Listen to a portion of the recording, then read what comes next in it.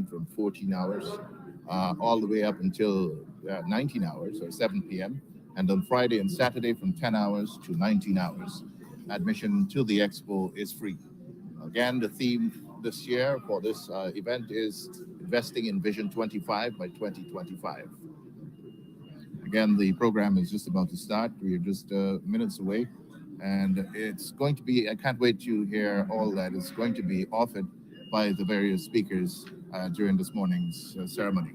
Chris and I will be handing you over to Mr. Alex Graham and Mrs. Michelle Abraham Ali, the Master and Mrs. of Ceremonies, who will take you through the official opening ceremony program here, and we will be joining you intermittently and at intervals rather, as well as for the wrap-up here at the National Cultural Center, followed by joining of Lyndon Davidson and our team at the Arthur Chung Conference Center as we bring you the ribbon cutting and live updates from the exhibition. So, again, this event is going to be happening over the next 3 days, and you farmers in wherever you are, Mahika, Berbice, I think, somewhere on the highway, the delegates will be coming your way to visit and to witness firsthand your agricultural successes in whatever form that might be. And for children of the farmers as well, we hope that they'll be bringing them along. A lot of their children are expected to take up the mantle and look after business. And so for the young people, we hope they will utilize this opportunity to learn about agriculture for those who are now whetting their appetite in the fields. And for those who are already into the fields, like our students from GSA and NARI, as well as our secondary school students, taking in information, collecting those pamphlets, and not just giving them the usual toss when we get back to the office or to school or to work, but perusing the information and learning about sustainable agriculture. I spoke to some representatives from Trinidad and Tobago at UPL yesterday, and they're a team that is quite happy about Guyana's low carbon deficit, and they aim as well to help Guyana and Guyanese, all farmers who have businesses and practice farming here, to get more into sustainable agriculture, to get more into the use of environmentally friendly pesticides and fungicides when dealing with their crops and their livestock. Yes, and agriculture is not for everybody. So as a student, you don't have to wait until you graduate school to get involved in agriculture. If you have yard space, then the NARI is willing to afford you the opportunity of becoming involved in shade house farming. This is a new and innovative form of agriculture in which you are insulated against the vagaries of the wet. The President's Shade House Initiative, Youth Entrepreneurship and Innovation Project, will see the construction of some 500 shade houses. 52 of those shade houses have already been constructed at Monrepo, and nearly half of them have been planted. These will allow those youths who are involved in that project to benefit from the financial windfall that will come their way because of them being able to sell their produce. And this is basically about high-value crops. We will now join Anadia on the balcony. She's going to be giving us a bird's eye view of what's happening inside the cultural center as we move closer to the start of the opening ceremony today. As I mentioned earlier, the dignitaries are coming down to make their way to the front of the cultural center, to the vantage point that will allow them to be able to access the stage quickly to make their presentations, those who will be making those presentations. And so it is that things are about to get underway here at the National Cultural Center for the start of the opening ceremony for the Expo, the Agriculture Forum and Expo that is slated to begin at 1 o'clock today. Is it 1 o'clock? So we'll be bringing you coverage as the day progresses. And of course, bringing you updates from time to time. We see the Honourable Vice President, Dr. Barrett Jagdeo, backing us there. He's engaging in conversation. And he has been also promoting the value and wealth generating potential of agriculture across the board. He hasn't been talking to the traditional stakeholders as such. He has been engaging across the board, especially with our youths, giving them the message, of course, that government is there to support their efforts in agriculture in whatever form that involvement may be. There is, of course, lots of opportunity outside of the traditional forms of agriculture.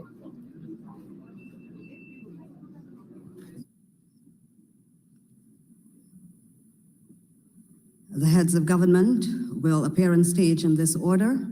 We will start with Montserrat, followed by Bahamas, Trinidad and Tobago, Dominica, Barbados, Antigua and Barbuda, the Secretary-General for CARICOM, Belize, and finally Guyana.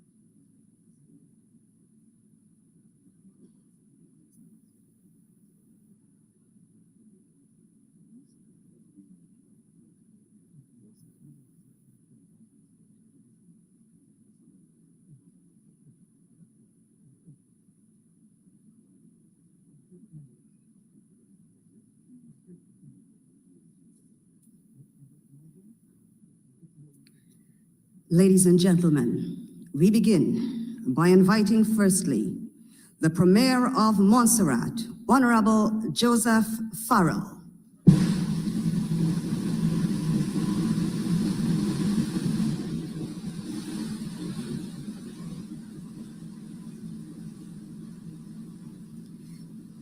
Next, the Deputy Prime Minister of Bahamas. And now the Deputy Prime Minister of Bahamas, Honourable Isaac Chester Cooper.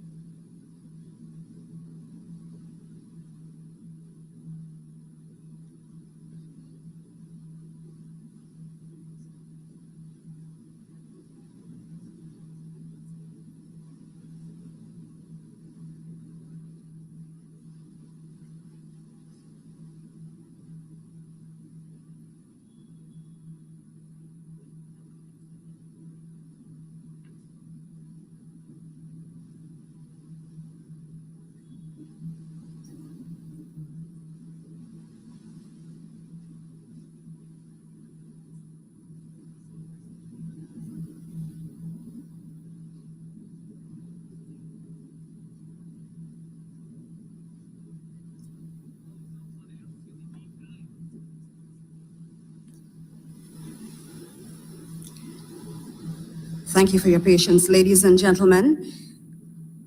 We are about to welcome into the auditorium the Deputy Prime Minister of Barbados, who will then be followed by the Prime Minister of Trinidad and Tobago.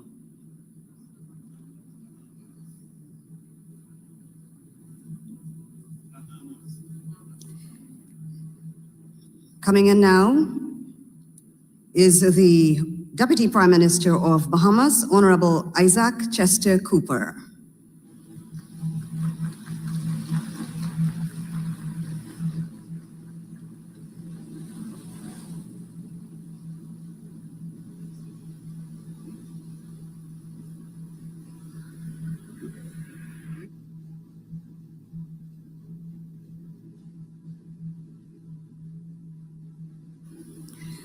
Thank you so much for your patience, ladies and gentlemen. At this time, I'll just invite you to take your seats as we continue with the procession of the heads of government in a moment.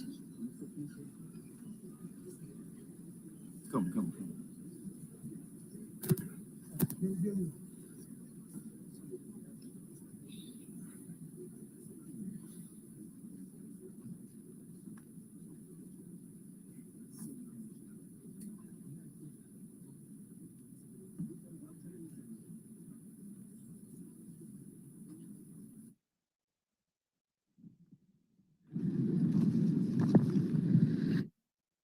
Our live broadcast here on NCN. Thank you for staying with us on the network. For those listening on the Voice of Guyana or joining via our social media pages, we're also streaming live in the diaspora via our colleague sister stations across CARICOM heads of states.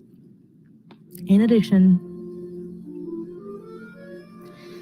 to the heads of government, we have at the National Cultural Center in Guyana today, which are the Prime Minister of Antigua and Barbuda, the Honourable Gaston Brown, Prime Minister of Barbados, Honourable Mia Motley, the Prime Minister of Belize, also Chairman of CARICOM, the Honourable John Antonio Briceño, Prime Minister of Dominica, the Honourable Roosevelt Skerrit, Prime Minister of Trinidad and Tobago, Honourable Dr. Keith Rowley, and Deputy Prime Minister of the Bahamas, the Honourable Isaac Chester Cooper, as well as the Premier of Montserrat, the Honourable Joseph Farrell.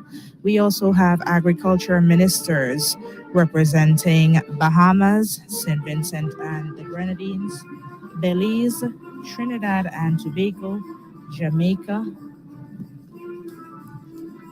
Dominica, and Barbados. Other ministers from Suriname, the Minister of Labor; from Trinidad, the Minister of Foreign and CARICOM Affairs; from Barbados, the Foreign Affairs Minister; from Antigua and Barbuda, Foreign Affairs and Trade Minister. A number of key stakeholders and regional agencies are participating.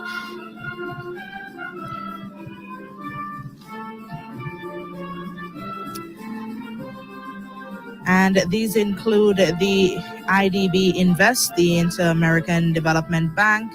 We have the IFCWB, the International Financial Corporation, World Bank, the CDB, Central Development Bank, the FAO, Food and Agriculture Organization, ICA, the Inter-American Institute for Cooperation on Agriculture, which is the international organization of the Americas specializing in agriculture and rural well-being. The World Food Program, WFP, is the food assistance branch of the United Nations.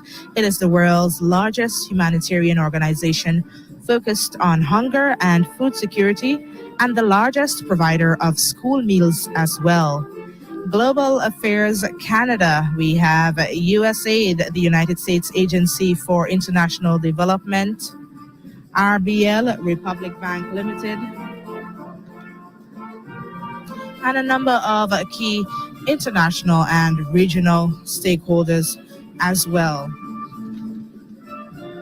The agenda for today is the official ceremonial opening program here at the National Cultural Center, which is expected to culminate at noon. This will be followed by the heads of government heading over to the Arthur Chung Conference Center for the cutting of ribbon. and a subsequent tour of the exhibition.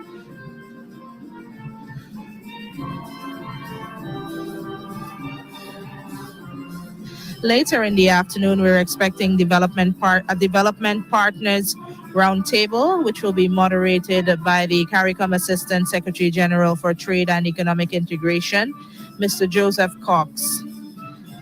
The expected participants and donors are IDB Invest, IFCWB, the CDB, the FAO, ICA, WFP, Global Affairs Canada, USAID, UK, and Republic Bank Limited, which we mentioned earlier. A musical interlude as we await the other arrivals here at the National Cultural Center. Continuing on some of the proceedings and expectations coming out of the Agri Investment Forum and Expo. A welcome reception is expected to be hosted by His Excellency Dr. Mohamed Irfaan Ali. As we now welcome the Deputy Prime Minister of Bahamas, Honourable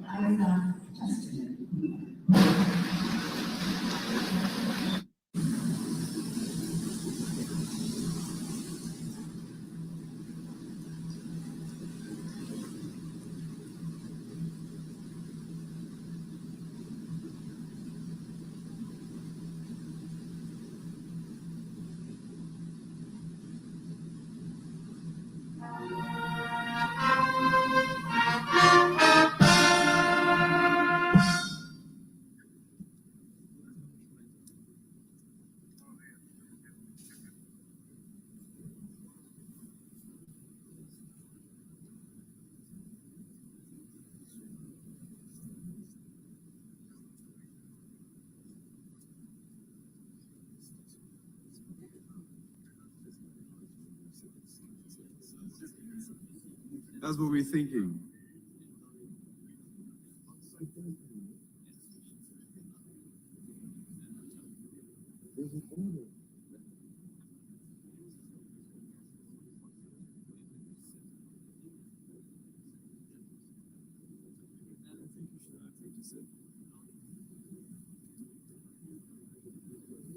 On we go with the procession of the heads of government. Please welcome Dr. the Honourable Keith Rowley, Prime Minister of Trinidad and Tobago.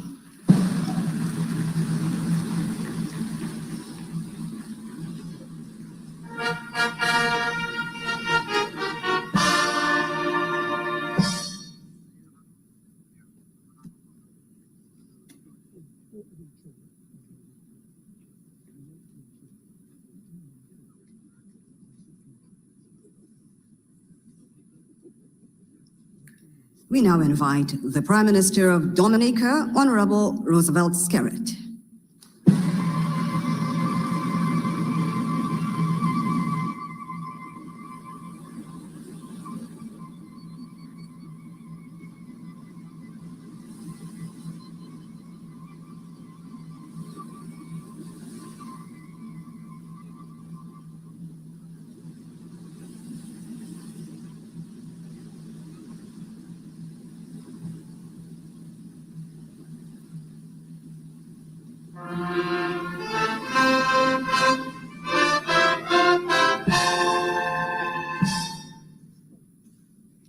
Ladies and gentlemen, the Prime Minister of Barbados, Honourable Mia Amor Motley.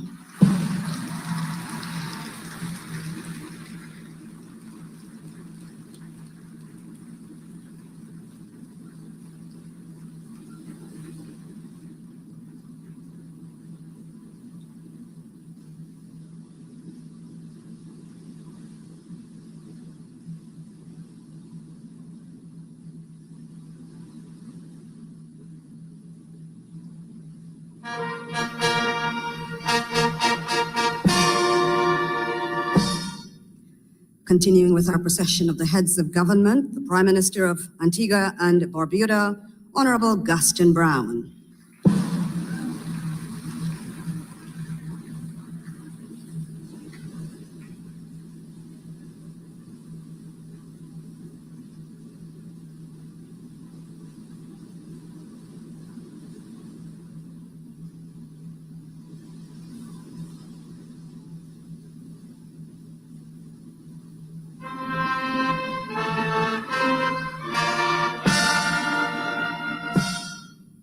Ladies and gentlemen, the Secretary-General of the Caribbean Community, CARICOM, Her Excellency Dr. Carla Barnett.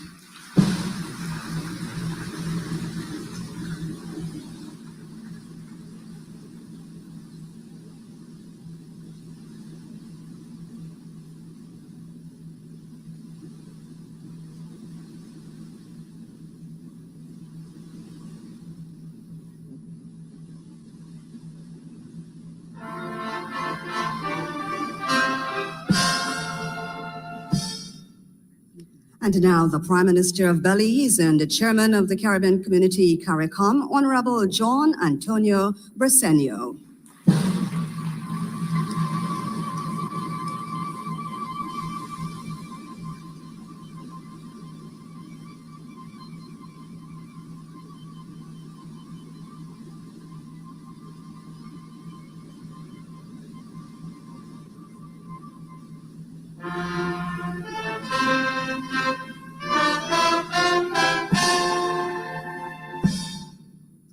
And now, His Excellency, the President of the Cooperative Republic of Guyana, Dr. Mohamed Irfaan Ali.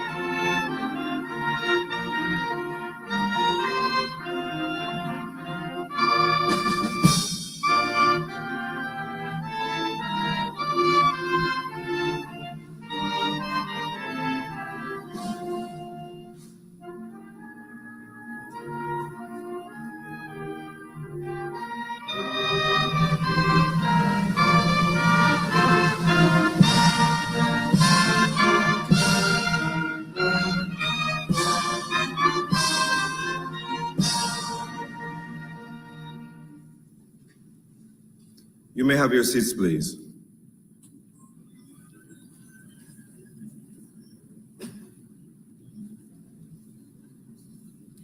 His Excellency Dr. Mohamed Irfaan Ali, President of the Cooperative Republic of Guyana, and Mrs. Arya Ali, First Lady, Honourable Brigadier Retired Mark Phillips, Prime Minister of the Cooperative Republic of Guyana, Honourable Justice Yonit Cummings Edwards, Chancellor of the Judiciary, Honourable Mansour Nadir, Speaker of the National Assembly, Honourable John Antonio Briceño, Prime Minister of Belize and Chairman of the Caribbean Community, Honourable Gaston Brown, Prime Minister of Antigua and Barbuda, Honourable Mia Amor Mockley QC, Prime Minister of Barbados, Honourable Roosevelt Skerrit, Prime Minister of Dominica, Dr. the Honourable Keith Rowley, Prime Minister of Trinidad and Tobago,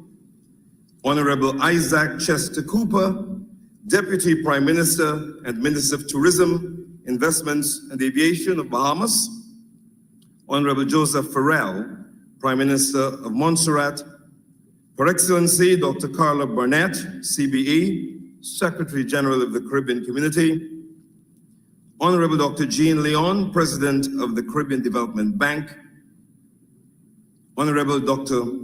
Barrett Jagdeo, Vice President of Guyana, Honourable Zulfikar Mustafa, Chairman of the Special Ministerial Task Force on Food Production and Food Security of CARICOM, and Minister of Agriculture of Guyana, and other members of the Cabinet of Guyana, Honourable Ministers of Government of Member States of the Caribbean Community, members of the Diplomatic Corps, heads of regional and international organizations, including the FAO and ICA, students of the Guyana School of Agriculture and secondary schools in Guyana, members of the media, invitees all.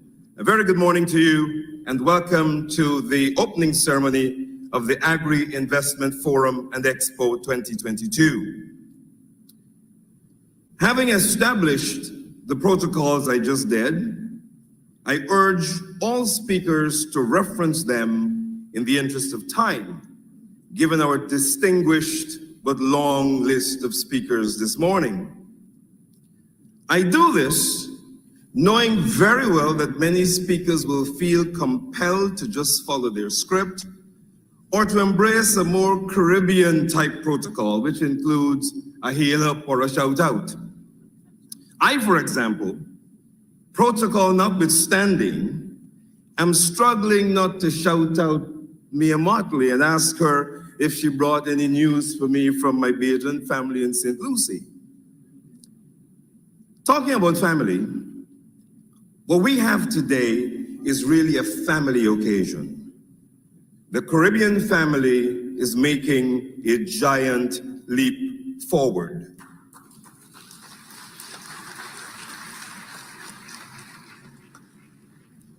The Judeo-Christian scriptures in Ecclesiastes states that there's a time for everything.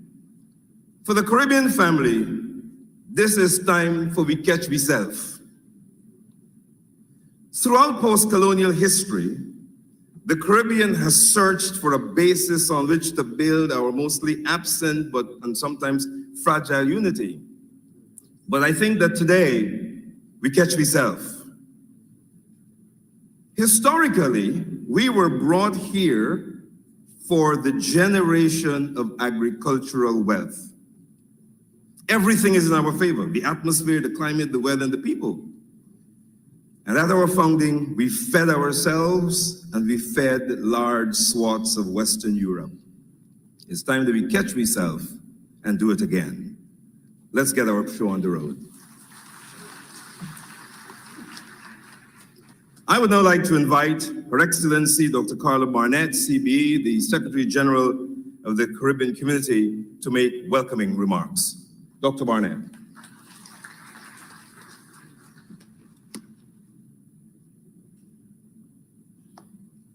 Can I get this? I'm a little bit short, sir. Good morning, everyone. Protocol having been excellently set out for us. Can you bring this on a little bit? Thank you very much. Yes. Permit me to recognize Your Excellency, Dr. Mohamed Irfaan Ali, President of the Corporate Republic of Guyana, Honourable John Briceño, Prime Minister of Belize and Chairman of the Conference of Heads of Government of CARICOM, other heads of government, honourable ministers, members of cabinet, heads of regional institutions, international partners, members of the diplomatic corps, young people present, ladies and gentlemen. We have come together today to make another important step on our journey towards reducing the regional food import bill by 25% by 2025. This clear objective set by CARICOM heads of government requires rebooting of our agriculture sector to improve production and productivity and intra-regional trade. That is what investing in Vision 25 by 2025 is all about. For the Caribbean community, investing in Vision 25 by 2025 for greater food and nutrition security is not just a concept, but an urgent necessity. It is a statement of commitment by the heads of government, which demonstrates that the time for action is now. The path to the transformation of our regional food systems is in our hands. We undertake this task at a time of great global uncertainty. Not only has the COVID-19 pandemic exacted a significant toll on our economies, but we are now facing increased prices for food, fuel, and other basic goods due to the war in Ukraine and long-lasting supply chain disruptions. This adds to the stresses on the livelihoods of vulnerable people in our populations, increases the cost of doing business, and places additional pressures on government's budgets. With the ongoing removal of the restrictions that came with the pandemic, our economies are now poised to recover some of the ground lost during these trying times. This is a stressful time that is testing our resilience significantly. However, I believe that the spirit of cooperation, which we have always shown in times of adversity, will be the bedrock on which we overcome the current challenges. Our tourism sector, which has many linkages throughout our economies, has thankfully started to recover and will contribute to recovery, however uneven across our countries. Agriculture, though, is what we are focusing on single-mindedly today. It has the potential to contribute significantly to economic recovery and resilience and drive socioeconomic development for the region.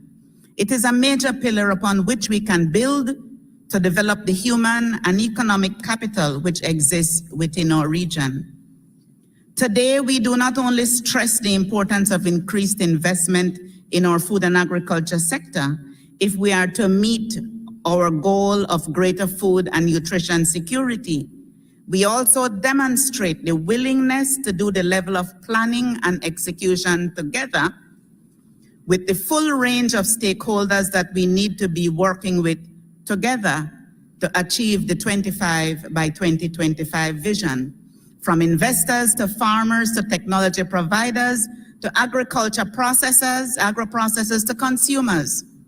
With food prices now at their highest level since 2008, we are doing what we must do to seize this challenge as the opportunity to increase our own production for trade within regional markets and further afield. We are not underestimating the task at hand. Success will require increased support from our governments to alleviate the technological, logistical, and financing constraints faced by our producers. All this will require hard decisions to be made on the allocation of funding to agriculture and rural development, agricultural research, national transportation, those allied sectors and services that play important roles in bringing technological solutions to farming communities and bring production to market. Private investment is crucial for sustained growth of production and productivity in agriculture, as in any sector. This is why it is very heartening to see that so many investors have responded to the call to actively participate in this important event. There will be a lot of follow-up work to be done to ensure that there are concrete results flowing from this engagement, and we are here to do everything possible to assist. As we move to achieve Vision 25 by 2025, we must take deliberate steps to ensure that we recognize the role that women and youth already play as farmers, but we must fully also integrate our women and youth into our mainstream planning for agriculture development. I am therefore happy to note that there will be special sessions dedicated to addressing the concerns and aspirations of these two important groups of stakeholders. This forum and expo seeks to provide opportunities for investment, new project development, and technological advancement for the CARICOM agri-food system. The results and outcomes of this event must serve as a medium to enhance the production efficiency, livelihoods, and competitiveness of our hardworking farmers, agro-processors, and marketers who stand to benefit from the various technological, logistical, and financial solutions that are on offer.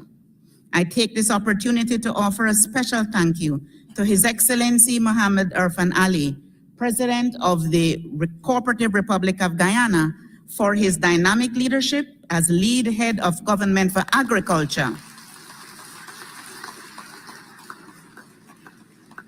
In the CARICOM Quasi Cabinet, and for having had the foresight not only to conceive of this investment forum and expo, but for having put dedicated resources and so much of his own energy into moving the entire program of regional agricultural revitalization forward.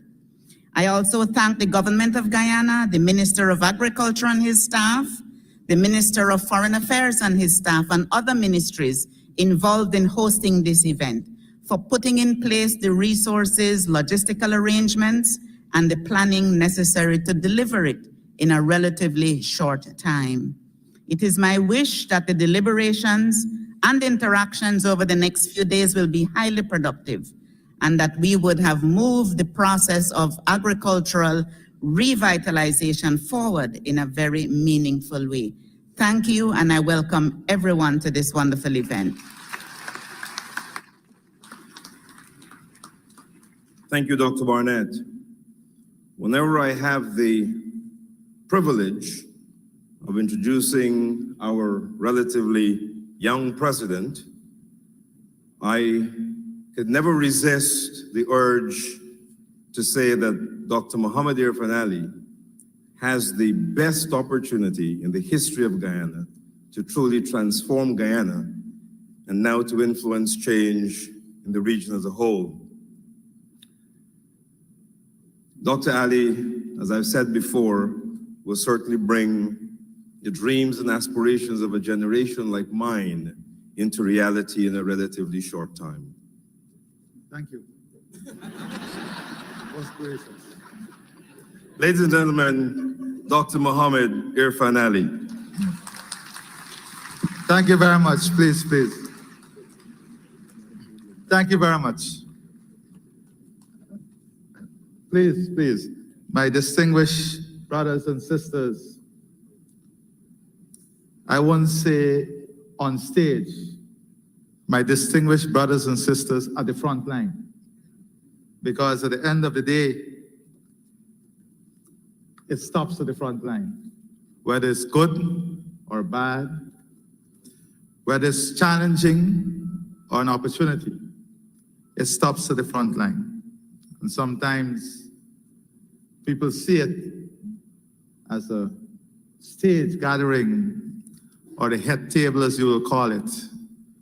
But for us, it is the front line. And we are very humbled. I am very humbled by this opportunity to join with my dear brothers and sisters in not only launching and participating in this Agri-Investment Forum, but in sending a strong, singular message. That is, together we are ready to move forward in every aspect of the food production system in this region. From production to trade relations, to issues of markets, of barriers, every single issue, transport and logistics, every single issue is on the table, because we recognize if we cannot address these issues in a collective, multifaceted manner, then we will not be able to bring the long-term solutions that are so critically required. And that is why the private sector is the center of what we are doing. And the private sector here includes the farmers. But why are we here? By 2030, global use of cereal, wheat, corn, and soya is projected to increase to 3 million tons. Developing countries will account for almost 90% of this projected increase. 3/4 of the increase is attributed to feed consumption, with expanding livestock and poultry sectors.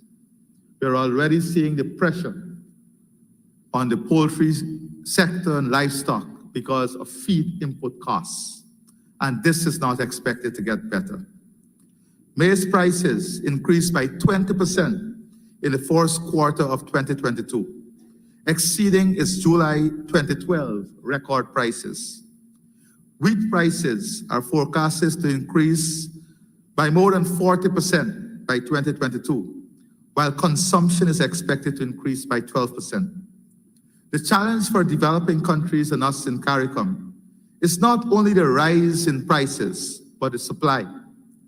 As the vaccination war taught us, our position in the line is definitely not in front. Global production of mutton is expected to grow by 15%, whilst consumption is expected to grow to 18 million tons by 2030. Production will just be keeping a pace with consumption. The same can be said for dairy. The production growth by 2030 is projected at 1.7% per annum, while per capita consumption of dairy products is projected to increase by 1.2% per annum. As I speak to you this morning, there is a global shortage of baby formula all across territories. A global shortage of baby formula. Fertilizer has seen a 100% increase as of March 2022, while CARICOM has reported a 17.1% increase in transport expenses due to higher bunker prices and charter rates. Global fish production reached 179 million tons in 2018. Close to 50% of this production came from aquaculture. 50% of this came from aquaculture. The state of marine fisheries stock continues to decline, with a portion of fish stock being within biological sustainable levels, decreasing from 90% in 1974 to 65.8% in 2017. From 90% to 65.8%. The Caribbean region is located in the FAO fisheries area, termed the Western Central Atlantic. Only 61.4% of the assessed stock was fished within biologically sustainable levels in 2017. Catches peaked at 2.5 million metric tons in 1984 and declined to 1.2 million metric tons in 2014. This represents a 70% decline. If this trend continues by 2030, less than 50% of marine stocks in the Caribbean will be fished sustainably. Management measures can arrest this, but climate change may accelerate this further downwards.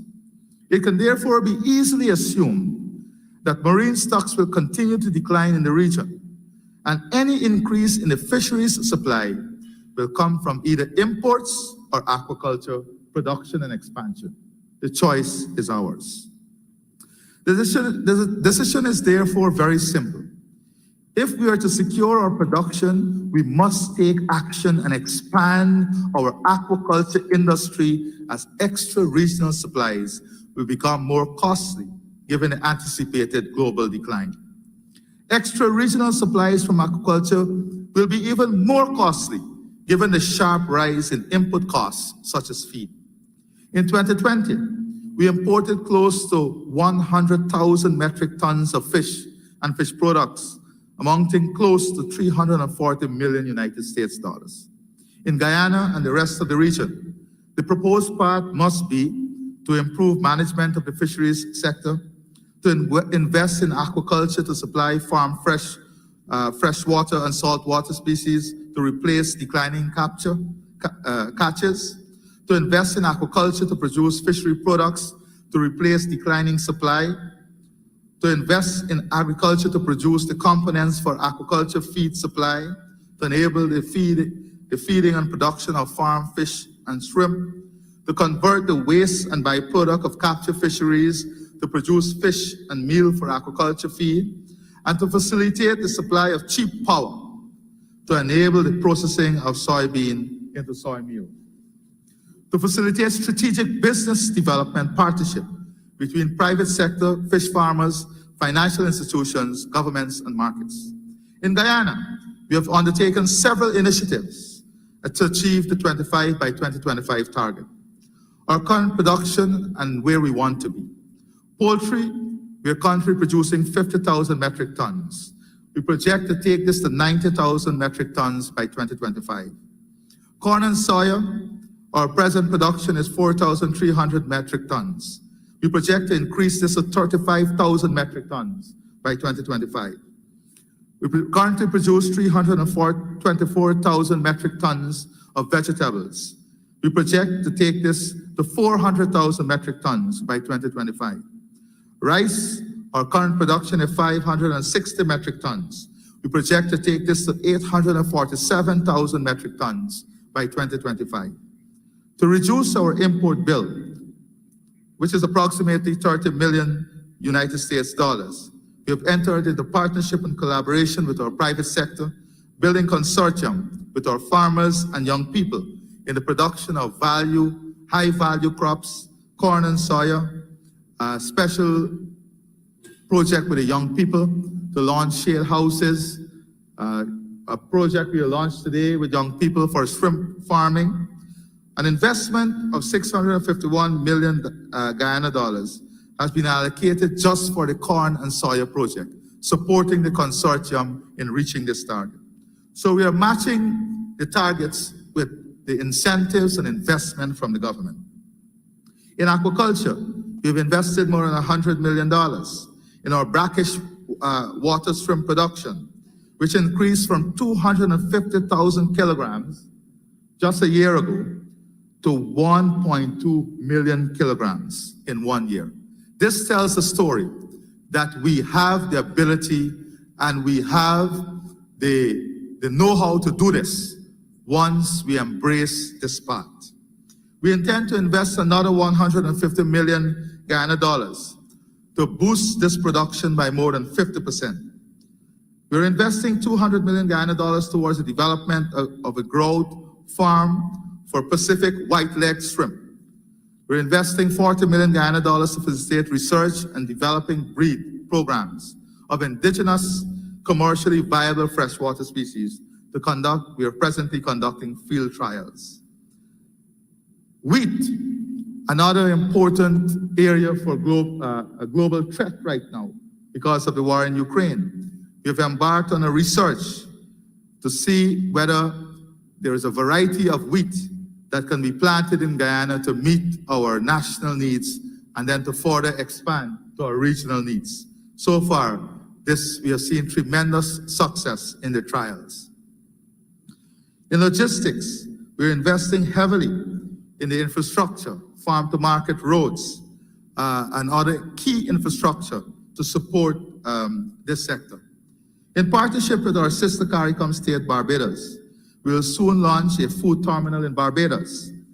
We are expected to our first 1,000 black belly sheep from Barbados to boost our production. We have earmarked one of our regions in Guyana as a livestock capital of Guyana and the region.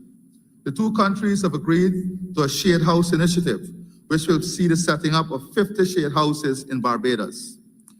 The opportunities we are looking at in the future includes investing in marine cage technology in the riverine areas, starting with cages for tilapia and tambaqui, two different breed of fish that is becoming very popular here locally.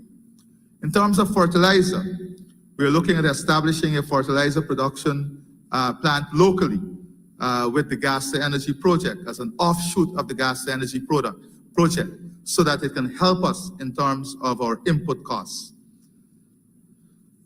And to encourage agro-processing, we intend to reduce the cost of energy by 50% by 2025. This, of course, will boost agro-processing and help us in this regard.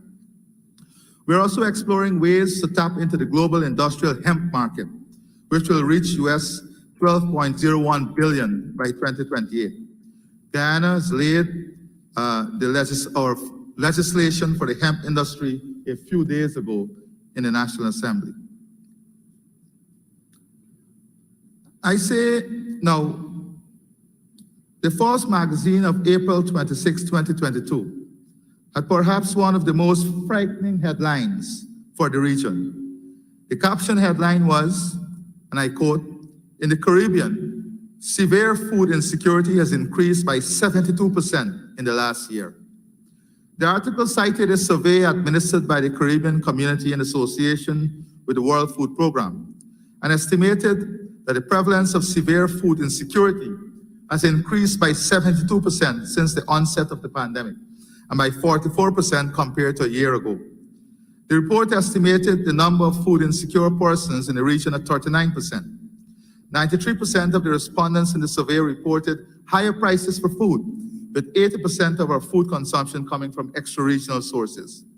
I say all of this not to create a frightening position, but for us to understand the reality on which we reach today. And in understanding that reality, we, the leaders of CARICOM, through this Agri-Investment Forum, must send a strong message. We must correct the imbalance. We are and we must be prepared to achieve the target of 25 by 2025. We cannot lose this momentum. As a region, we cannot continue the importation of billions of dollars in products that we can produce right here locally. Vision 25 is looking at investment by countries to collectively reduce these imports by 25%. In achieving this, there are many challenges facing us, all of which we are working to resolve in partnership with the private sector in the areas of financing, logistics and transport, improving primary production, improving agri-processing, linking market to produce, and most importantly, create barriers that continue to haunt our efforts at working as a collective. As leaders, our overarching strategy should be aimed at streamlining procedures for exports and imports, a time-bound commitment to the removal of barriers, developing a pre-clearance system for the export of goods so as to reduce bureaucracy and spoilage, standardization of certification process, technical support in developing business proposals for farmers, incentivize agricultural lands for financial institutions, greater involvement of youth and women in the production chain, the privatization with government incentive of regional logistics and regional cargo infrastructure. Here in Guyana, we have set ourselves a target in the Shade House project and the livestock project of 20%, at least 20% of those farms to be owned by women. And we have a high percentage of youth participation, very high percentage of youth participation in the Shade House project. For a matter of fact, the company that was set up for this is owned completely by young people who are graduates from the University of Guyana and the Guyana School of Agriculture. There is much more that I would like to say, but we have many of my distinguished colleagues who will continue to elaborate on many of these issues. But I cannot leave this podium by thanking the hard-working staff of the Ministry of Agriculture, the Government of Guyana, CARICOM Secretariat, the Ministerial Task Force, for this outstanding job in bringing together this conference in less than 3 months with more than close to 600 registered delegates, more than 250 companies, of which more than 50% are international companies, more than 20 donor agencies and international financial institutions, regional financial institutions. So I ask you to give them a resounding round of applause for this great work. I end by saying to you, the time is now. The will is there.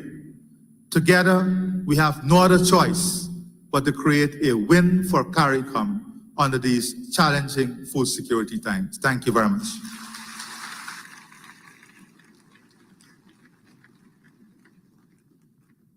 Thank you very much, President Ali. For the record, President Ali is the lead head of a government with responsibility for agriculture, agricultural diversification, food security, including the Regional Transformational Program and bananas. We now move to remarks that will be presented by the chairman of the Caribbean Community, the Honourable John Antonio Briceño, Prime Minister of Belize.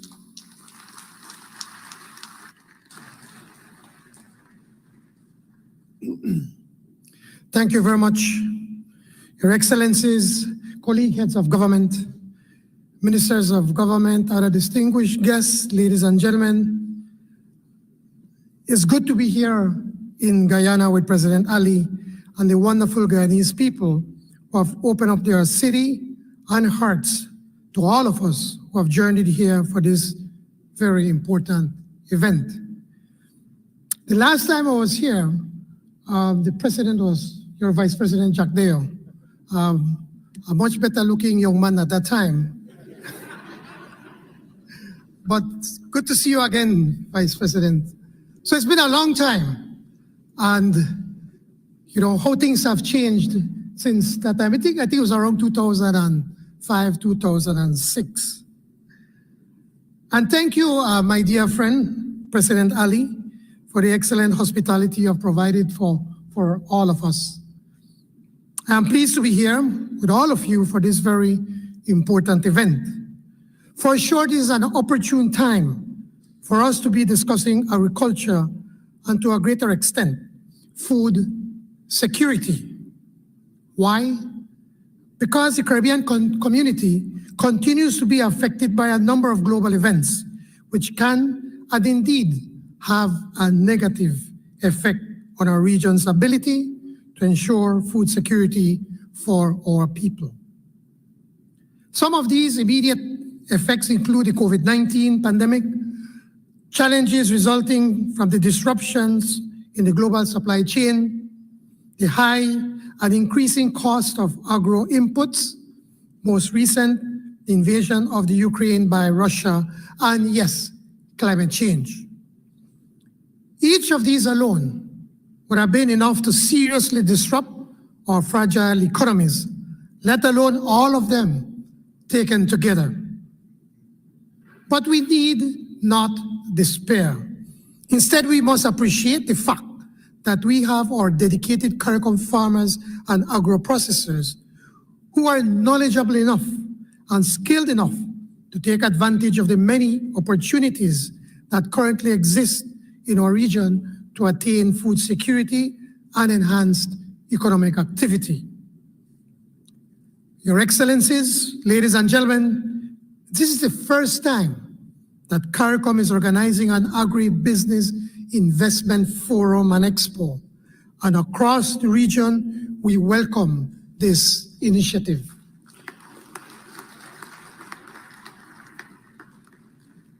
Investing in Vision 25 by 2025 is the theme chosen for this event.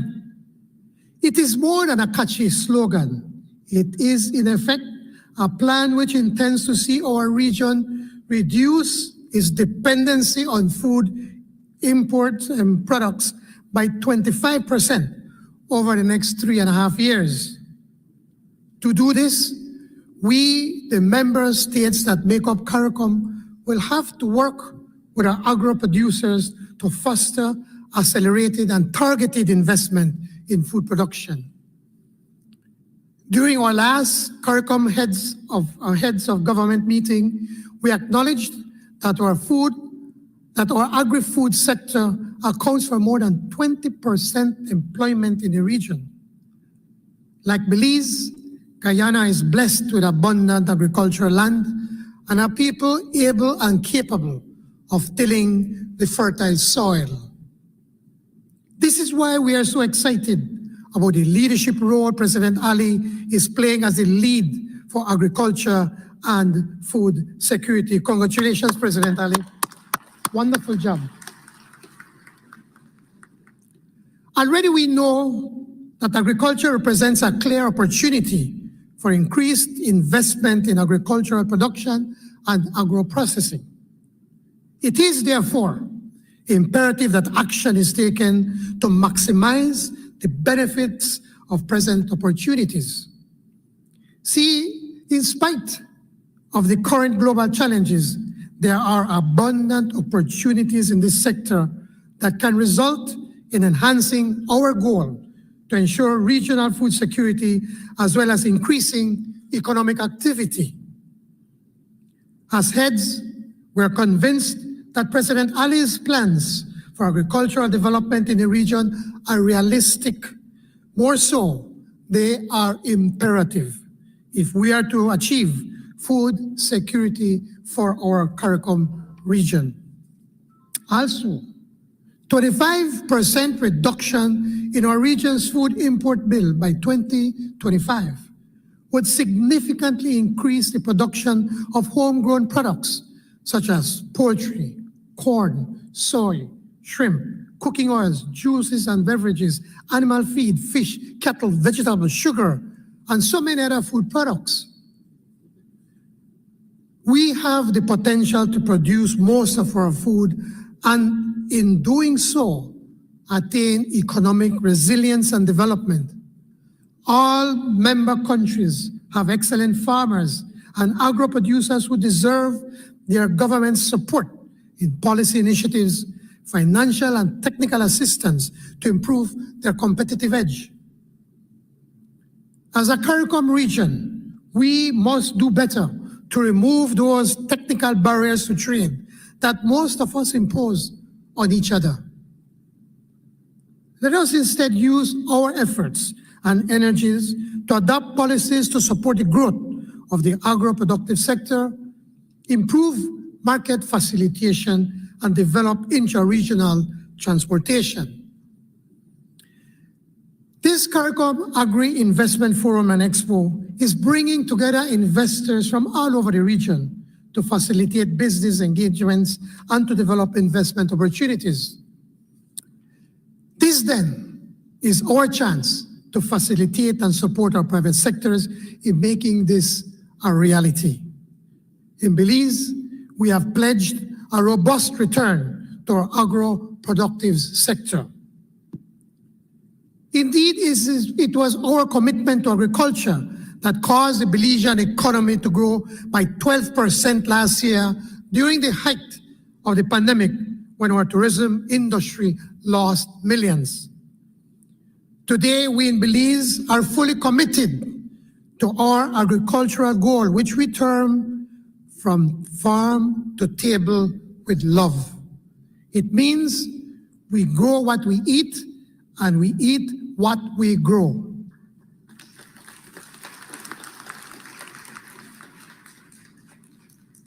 I am convinced that it is the right time for our region to invest in our agro-productive sector and the right time to start establishing strategic partnerships to realize the tremendous opportunities for growth, and in so doing will move us closer to ensuring regional food security. I assure that such an investment would bear good fruit and set our region on the right path to achieving meaningful human development for all our people. Thank you very much.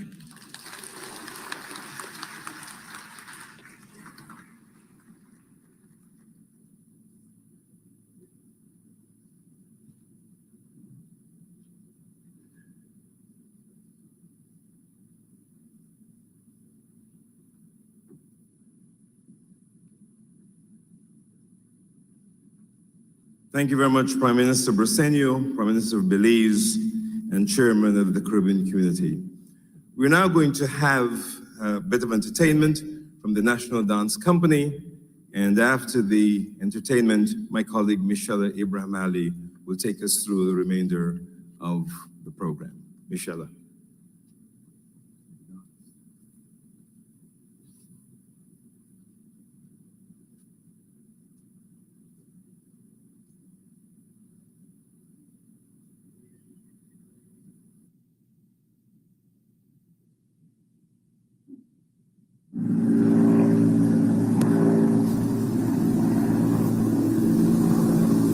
Bire mazak urut nogong, morowia kokmanor tiji ingay.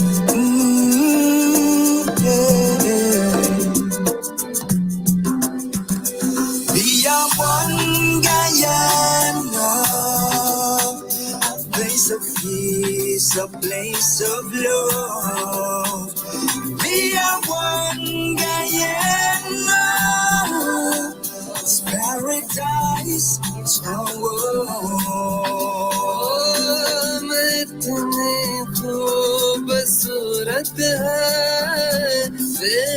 में रहकर जगती हूँ सबब में लोगों से प्यार करने की So amazed to live in such a beautiful country with loving people in harmony. I'm so amazed to live in such a beautiful country with loving people in harmony. We are one Guyana, a place of peace, a place of love. We are one Guyana, it's paradise, it's our world. Yeah, some of we born on the hills, some on the low coastal plains, plenty rice and sugar cane. Same Guyanese blood in our vein. So make we burn all the hatred time we raising. Can't make that destroy. 6 races share the same space in this 83,000 square miles. We are one Guyana, a place of peace, a place of love. We are one Guyana, it's paradise, it's our world. Brother is a brother, no matter which religion is you. Could a Buddhist, Christian, Muslim, Hindu. Sister is a sister, real and true. One big part of culture brew. And all of we together could really make this dream come true of a brighter Guyana for me and you. Ocean to mountains, hear this tune. Take it cool. We are one Guyana, a place of peace, a place of love. We are one Guyana, it's paradise, it's our world. Love runs deep like a beautiful rivers for Guyana. Oh, when we stand as one, mighty like Mount Guyana, for Guyana, for Guyana. Our life would be beautiful, just like Guyana.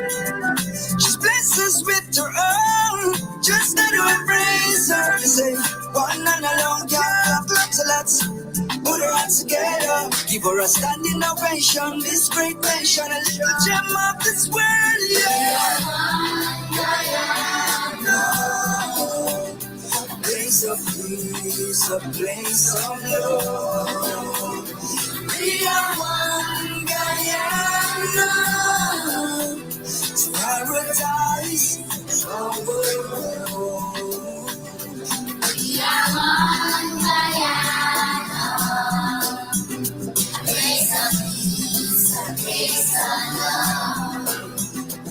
We are one Guyana, it's paradise, it's our world.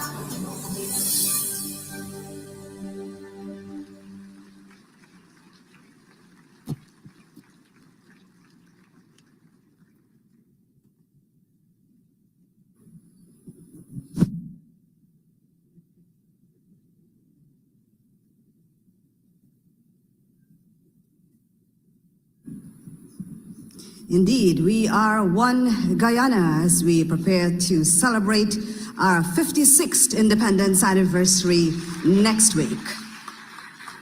This is the opening ceremony of Agri Investment Forum and Expo under the theme Investing in Vision 25 by 2025. Ladies and gentlemen, Antigua and Barbuda is home to thousands of Guyanese, and they have contributed to that twin island nation in many ways, including culinary choices. This means that over the decades, the farmers and vendors, they've been supplying like Bora and Carigla and Callaloo. And so Antigua and Barbuda has been a major destination for Guyana's agricultural produce by air. To give remarks at the opening ceremony, it's now my pleasure to invite Prime Minister of Antigua and Barbuda, Honourable Gaston Brown.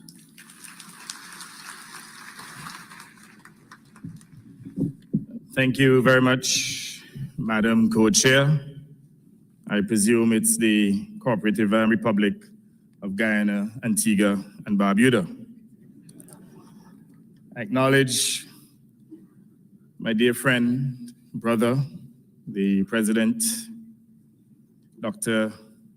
Irfaan Ali, other colleague heads, to include our chairman, John Brasino, of course, the ministers present here today, Secretary-General, other officials as established by the opening protocols, distinguished ladies and gentlemen. I welcome this important and timely initiative by President Irfaan Ali to focus attention on agriculture in the region, particularly in the context of food security and nutrition. The urgent achievement of food security is an imperative to avoid future catastrophic consequences. Colleagues, ladies and gentlemen, if CARICOM is to succeed with attaining regional food security and achieve a high standard of agri-food production, the infrastructure must be supported by an inclusive development policy to include continuous direct investment and a modernized legal framework which accounts for the required standards and quality of our products. Equally important to the sector's sustainability is the implementation of innovative actions and the adoption of modern agricultural techniques, including the use of information communication technologies, ICTs, to effectively manage the sector in achieving sustained production of good quality products. The consequential effects of COVID and the war on Ukraine have demonstrated in stark terms the interconnectivity of our globalized world. None of our countries has escaped the impact of increased petroleum prices, the shortage of fertilizer, and the higher prices for food products occasioned by constraints on supply. I draw attention to the worrying observation by the World Bank that the price of fertilizers has increased by as much as 178% between March 2021 and March 2022. The price of urea, one of the most important and widely used fertilizers, has now reached an all-time high. Shortages of food products around the world have resulted in the highest rate of inflation for over 4 decades. Colleagues, the high prices are affecting the poor and the most vulnerable in our societies, and we must act urgently to protect them. In short, the world is facing a crisis in food production and supply that has exponentially increased the cost of food to every nation, including ours in the Caribbean community, with implications for political stability and national security. This situation exposes our vulnerabilities more profoundly, especially the food insecurity of our region. The rapid escalation in the price for fertilizer should be a strong signal to us as a region of the importance of our countries acting together to invest in machinery to produce fertilizer. And I would have listened carefully to the distinguished president of Guyana about establishing your own facility to produce fertilizer. But I believe that this is an area for regional collaboration. The present situation may be an opportunity for Guyana and Trinidad and Tobago to explore the possibility of utilizing their gas capacity to strengthen and expand Trinidad's existing facility so as to produce fertilizer to satisfy the region's needs and to end our vulnerability to external vagaries. I hope this idea might be pursued, including by the two governments, while inviting all CARICOM governments to invest in the enterprise as owners, making it a truly regional undertaking. Our region ought not to continue to be susceptible to external factors for fertilizer if we have the capacity to cure it, and we certainly do. CARICOM must quickly enhance agricultural production capacities to levels that can insulate the region from external shocks and to ensure food sovereignty, food security, and adequate nutrition. Mr. Chairman, each of our countries come from different conditions to the point of recognizing the crucial importance of producing and supplying food within our region. If we could achieve a high level of food production and supply within the region, we would not only significantly decrease the dependence of many of our countries on food importation from outside the region, but we could also reduce costs.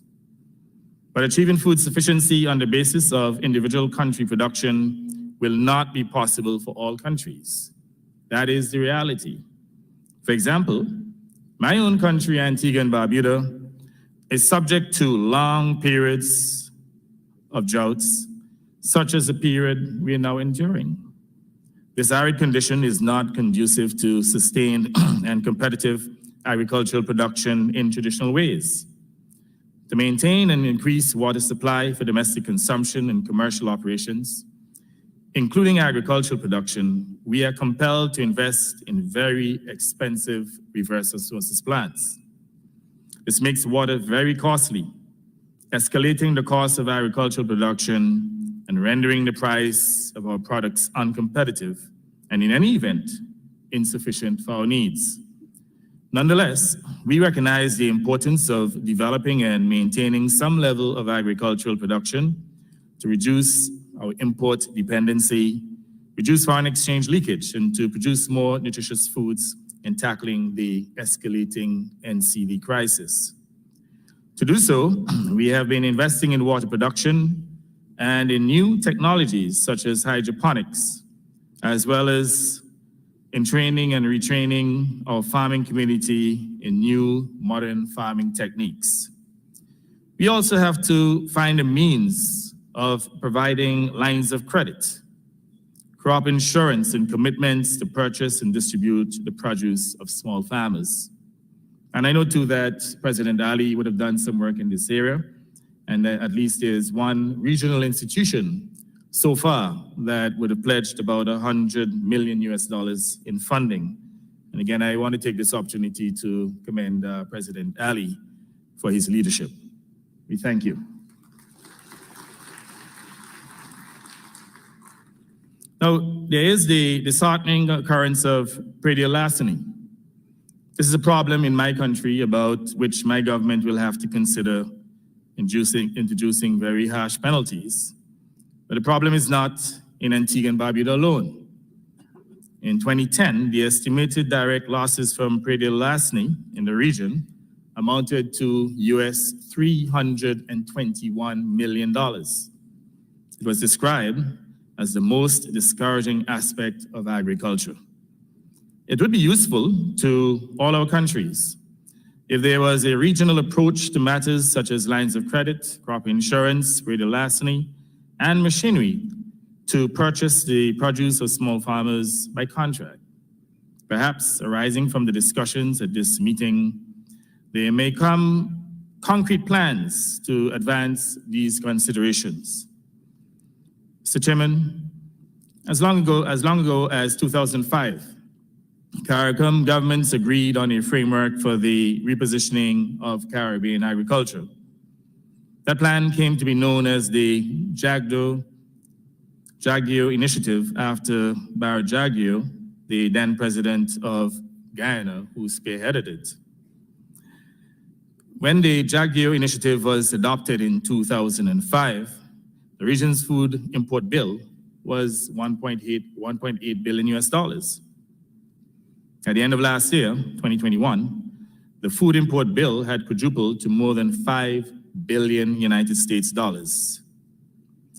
I venture to estimate that the present global circumstances would have seen an increase in the import bill, possibly in the region of about $6 billion and rising. It is also important to note that a joint survey by the CARICOM Secretariat and the World Food Program estimated severe food insecurity in the Caribbean to have increased by 72% since the onset of the COVID-19 pandemic. Over the last few weeks, this figure evidently would have dramatically worsened. Let me recall that our region failed to implement the 2005 JAG initiative, and over the last 17 years, we have suffered for our inaction. Let us all learn from this experience. Contributing to the failure were several factors, and I wish to highlight just three of them in the interest of time. One was poor coordination of the work programs of the many agencies concerned with agricultural production in the region. The second was limited access to commercially available finance because of inadequacy of bankable projects. And the third, and most important, was and remains inadequate intra-regional transport. And I will address that matter briefly. Unfortunately, it is easier to ship commodities from Miami than within our region. Mr. Chairman, the original JAG initiative and the refinements since introduced by President Ali represent a good starting point for action arising from this meeting. We need to move from rhetoric to firm decisions for the advancement of the region's agricultural sector in achieving food sovereignty and food security. We must also resolve to act urgently in our own interests, including by honoring the terms of the CARICOM Treaty and not permitting breaches of it by, let's say, countries that from time to time impose these illegal non-tariff barriers on goods, particularly products from other member states. And based on the claps, I know you know exactly which countries I'm speaking about. My dear friends, I end my remarks with the last observation. A regional approach is necessary to increase food production in all of our territories, but it is not sufficient to produce more food if we fail to establish the means to transport and distribute it. Let us not fool ourselves. If we do not have adequate transportation, then all of our efforts will be in vain. In this regard, reliable regional transportation by air and by sea is imperative and urgently requires attention. There's a tendency in this region in which we have some free riders. Everyone wants transportation, but no one wants to pay for it. We have to implement a program of shared benefit and shared burden.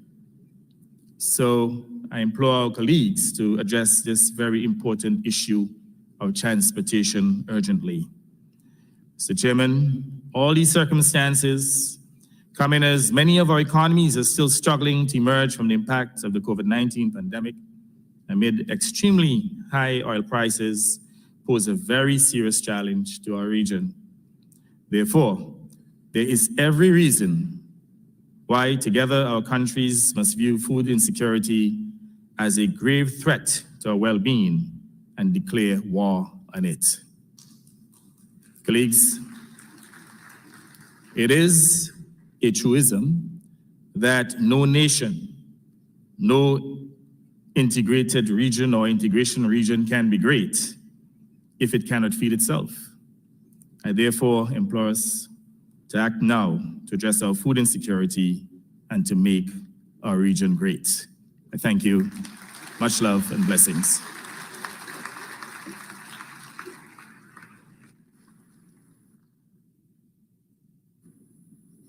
Thank you, Prime Minister Brown. Investing in Vision 25 by 2025.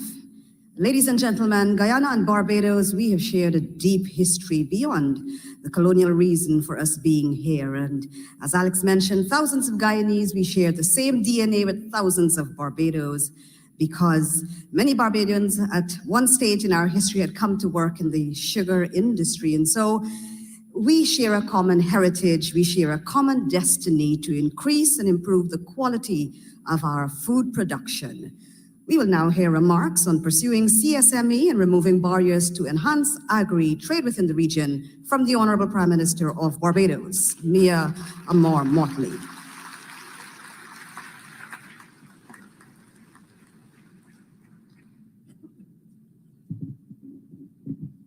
Thank you very much, Madam Chair.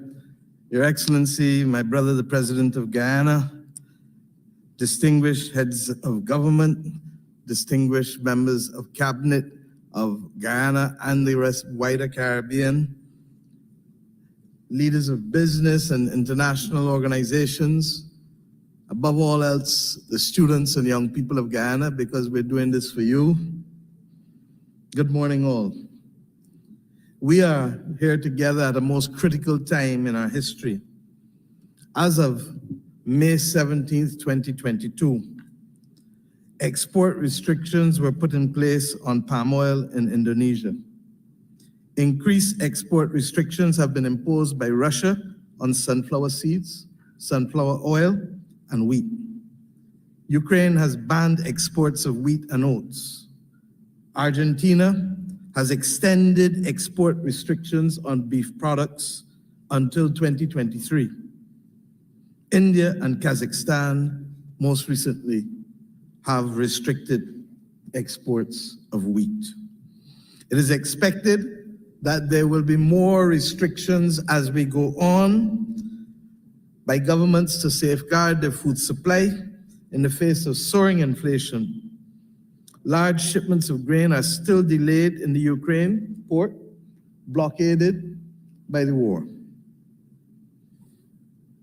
My friends, what more do we need? There is still the picture that speaks 1,000 words of the thousands of ships outside the port of Shanghai, waiting to be able to move supplies globally, in and out. Those supply chain disruptions didn't start this year. They started during the course of the pandemic. They have simply become exacerbated in the last 2 to 3 months. We are already familiar with them because we had the export restrictions on us with PPE and ventilators at the beginning, and we understood then in a very real way, as you heard from President Ali this morning, that we are simply not large enough to be seen and not loud enough to be dealt with, neither individually or regrettably collectively. My friends, we are at that moment in time where it is up to us to stand up to the challenge or to recognize that the consequences of it will indeed be difficult and potentially devastating for our people. And while we await the global initiatives to be announced by the UN Secretary-General and the Global Crisis Response Team that he has established on food, energy, and financing, with the expectation that what the world faces will be more challenging than what we faced in 2008 to 2010, we have a responsibility to take preemptive action in this region to protect our people. And that is why all of us meet in Georgetown today against this backdrop. A crisis like no other is before us. And may I say that when we first set the target, indeed, I remember like yesterday, when the regional ministers of agriculture met in Barbados in September 2018, and we issued the challenge, I issued then and said, why are we not resuscitating the Jagdeo initiative? And in so doing, why can't we set ourselves a simple target of reducing food imports regionally by 25% by 2025? Little did we know how apt that challenge would be for this moment in time. Little did we realize that rather than just being 25, President Ali, it might well have to be 50 by 2025, given what we have just said. This crisis, as I said, deepens like no other. and we don't have the luxury to ignore it. When the heads of government met to establish the single market and single economy in 1989 in Grenada, we had very clear ambitions. And we have now to ensure that this is not a long-awaited dream of men and women meeting in Grenada, but that this can become the reality of our people.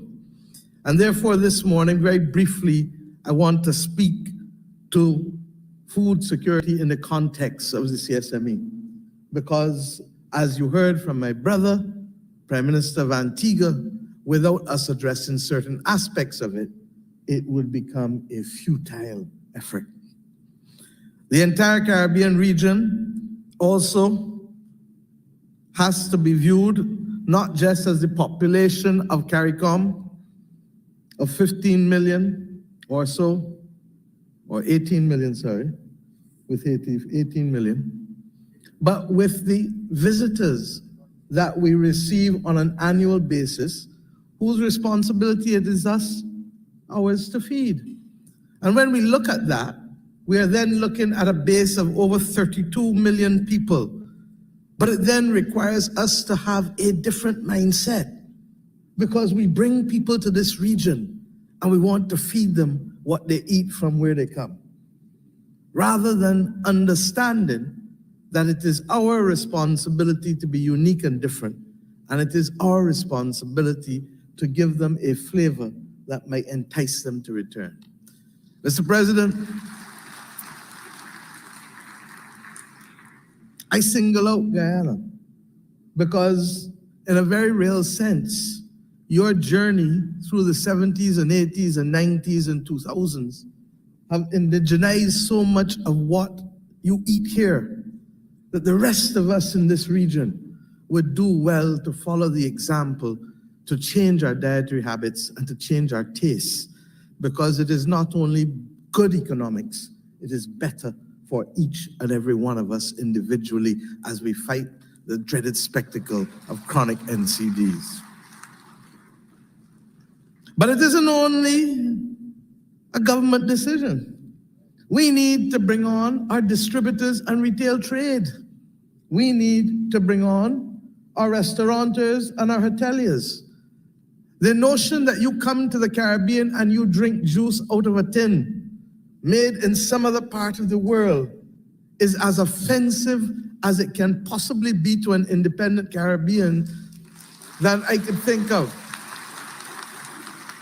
Where is the fresh juice from Guyana or from Dominica or from St. Vincent? Where is it? Where are the fresh herbs? It is true that they're herbs and herbs.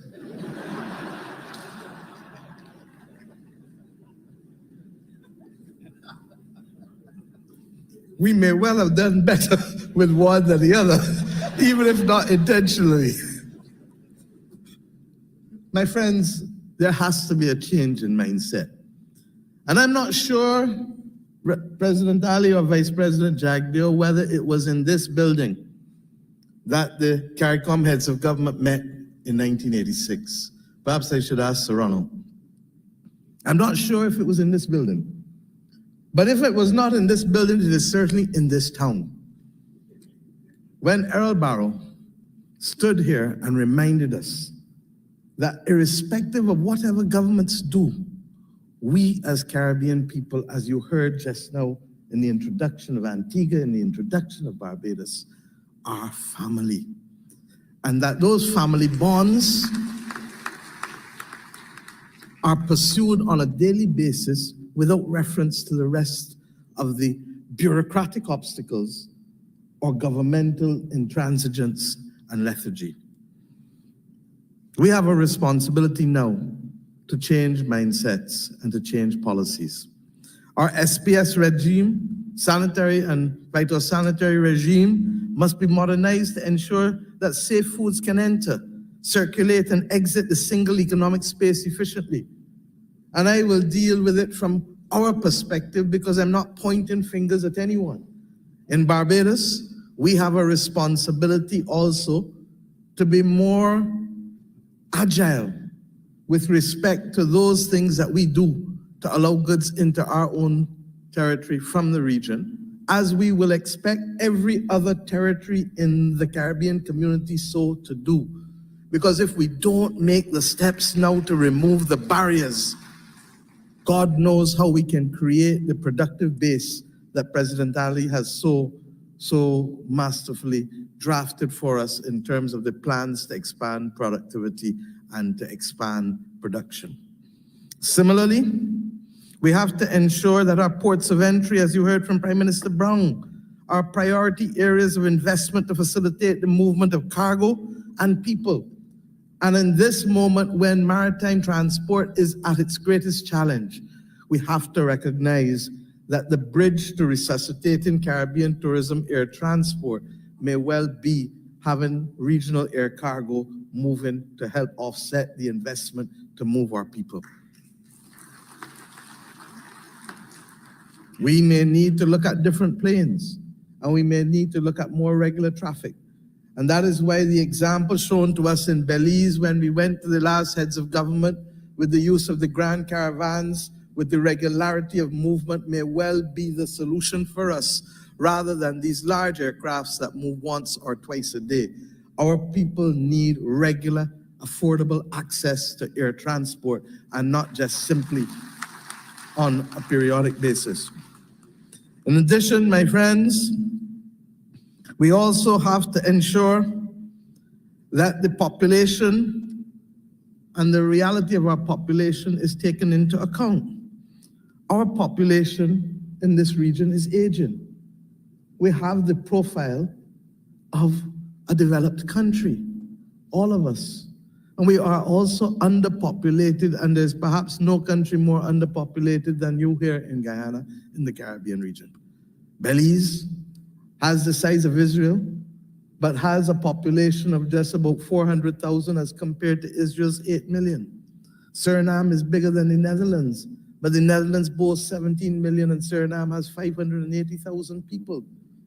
We have, as a region, to establish a regional population commission to determine whether our anemic economic growth has not been as a result of a lack of population as much as other barriers that we continue to address on a continual basis. But that aging population is best found and represented where? Among the agricultural sector. That is where, regrettably, we have a problem. That a lot of the people working in agriculture in the Caribbean are elderly and older people. And we also know, as you heard from the Secretary-General this morning, have also a high percentage of women who work in this sector. I want to share just something, and please allow me to do so, because I need to make a call for decent work for women and labor in agriculture in particular. We are not going to attract new people into agriculture if the conditions of work are not decent. And that is why I want to commend my own Minister of Agriculture, who is here in Darware, for working with the Barbados Workers Union, for ensuring that after centuries of indignity and exploitation, we now have in our larger plantations and farms, mobile facilities for sanitary and kitchen facilities for our women who are working in the fields so that they do not have to suffer the indignity that has been theirs for centuries. But we can't build a future agricultural sector with an aging population. And that is why I'm so heartened to welcome this morning in particular the students that you have brought here, President Ali, because it is up to you with the infusion of technology and the infusion of capital to turn the experience of agriculture from that historic, awful scar that has been characterized with the modern settlement of the Caribbean to that wonderful opportunity to meet the world where the world needs us to meet us, not just to feed our own people, but to become the breadbasket of the Americas with what we produce and export to the Americas. And I trust and pray that in our ongoing discussions in the Americas, as we will soon have, that we put on the table not just climate and energy security, but food security. My friends, I know that my brother, Prime Minister Skerrit, will speak to the farmers and labor issues because he is the lead Prime Minister and has worked wonders in this area of movement of people over the course of his tenure as Prime Minister of Dominica and lead Prime Minister on this area. But we have to address it because without it, those wonderful lofty goals as expressed by President Ali will remain on paper. We need now equally to accelerate our advocacy to remove the international trade barriers that have so strangled us. We cannot expect our farmers to produce for us only in a crisis. They have to be able to produce all year round. And we face the hypocrisy of a world that continues to allow the most powerful countries to subsidize domestic agriculture while the rest of us have to literally play by rules that do not allow us to support our farmers when they most need the support. We are not arrogant people. People ask me, why did Barbados go forward to host UNCTAD? It's not because we had deep pockets and the gods conspired with us to allow us to do it virtually and save money anyhow. But we did it because, as Shirley Chisholm told us, if we don't bring a folding chair to the table, we will not change how people view and deal with us. We have been arguing for over 30 years for special and differential treatment because we have no capacity to distort global trade in goods or services. And we have been unsuccessful in its movement. I reflected in the presidential lecture series at the WTO last month, that in Barbados's case, our domestic production in agriculture dropped by 20% since the establishment of the World Trade Organization and by 34% in manufacturing since the establishment of the WTO. We cannot operate in these circumstances. And our desire, therefore, to host UNCTAD is to be able to carry the voice that we need policy space to protect our domestic food production and our regional food production. And I trust and pray that we will move with greater energy on these issues.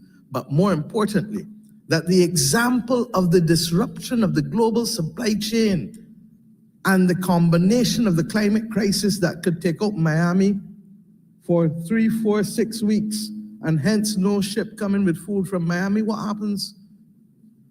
That those two examples now, hopefully, will allow us to have a different response when we argue once again for special and differential treatment, especially for small island developing states and landlocked countries. My friends, the bottom line is, what do we need to move forward and to increase production? What do we need? Production of safe food is critical. And we have, as we do so, to recognize that the international legislative or the international policy obligations on us for export ought to be adopted equally for regional trade. We can't be satisfying traceability and international certification outside of this region, but not within the region. And within the context of CSME, I hope that we will be able to do it. But more importantly, we also have to recognize that we need to address what are the inputs that we put in the growing of our food. I chair the One Health Global Initiative, and antimicrobial resistance is responsible now for the 3rd largest number of deaths globally, either associated or attributable deaths after heart attacks and strokes. We cannot continue to use the kind of chemicals that will harm our people simply by making them incapable of fighting off the super viruses that are now killing us across the world.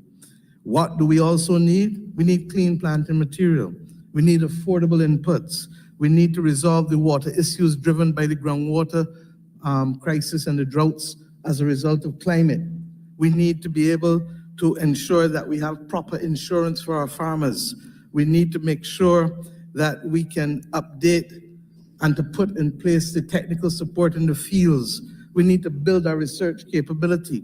We need to adopt the suitable technology, as I said, for our young people to enhance productivity and competitiveness. We need to have effective storage and agro-processing so that we remove the word glut from our vocabulary. And we need to address, as Prime Minister Brown said, the vexatious issue of pre-deal larceny through technology and more effective enforcement. My friends, the goods must reach the consumers in a way that is safe and affordable. And it is up to us, working with farmers, retailers, distributors, transport providers, to bring this puzzle together.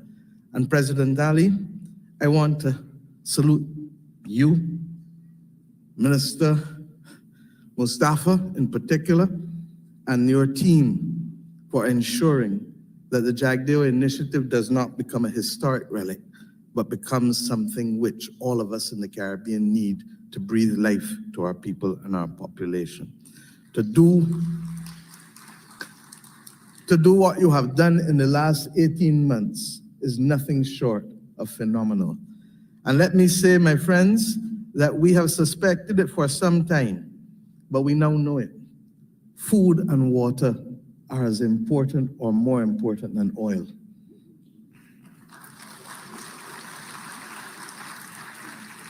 As I close, let me wish you and the people of Guyana a happy 56th independence.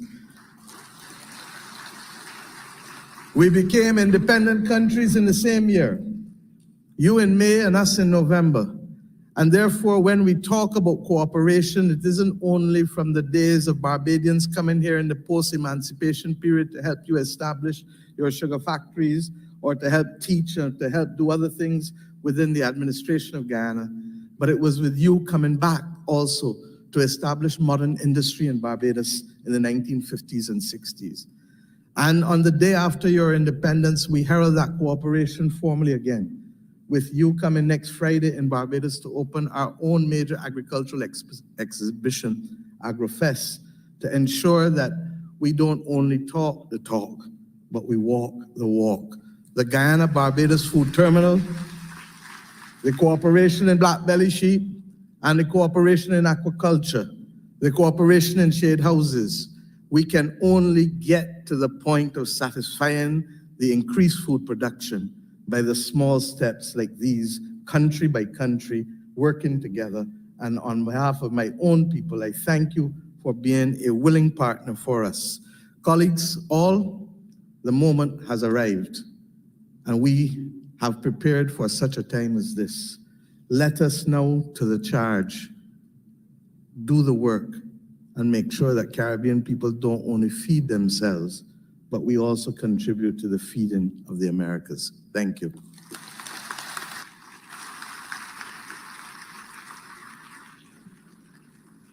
Thank you, Madam Prime Minister, for your incredible energy, your drive, your commitment, not just to Barbados, but to the entire region. The moment has come. Can we do it? We absolutely can. As we continue, we head up to the noon hour. Our next speaker has a thriving banana industry in his country, but we'll not be hearing about that specifically. We'll hear more about transport and marketing integration as we now invite Prime Minister of Dominica, Honourable Roosevelt Skerrit. Thank you very much.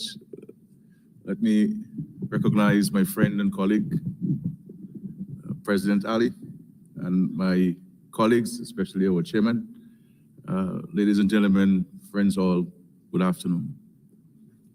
I wanted to allow one of my delegation members to speak on my behalf because I brought with me two farmers from my country as part of my delegation. One is a very strong supporter of mine and one did not vote me in the last election. But they're two very productive farmers. And I want to say to us that we have the capacity and the ability to supply ourselves within the region with a lot of what we need to consume. And some of my colleagues would have alluded to some of the challenges that we face. The reality is, I can understand why is it that I'm able to export avocados to Europe and North America, but I cannot export it to some Caribbean countries. And I can understand how we can export ginger, which is such a high demand to help fight COVID-19, but we cannot supply the region. But we can send it out to Europe and out to North America. So the reality is, the actions and the decisions to help transform agriculture and give farmers that comfort and that confidence that they so need is within our hands. And I think we need to, as part of the process of advancing this very lofty and welcome initiative led by the President of Guyana, of which I am in total and absolute support of, I think we need to itemize the actions we need to take and take them. And take them. Because if we're to allow CARICOM, our people to, or ordinary folks to feel that they're part of an integration process, especially our farmers and fisher folk, they must be able to benefit from that process. And the reality is, in my country, we can supply the region with a wide variety of crops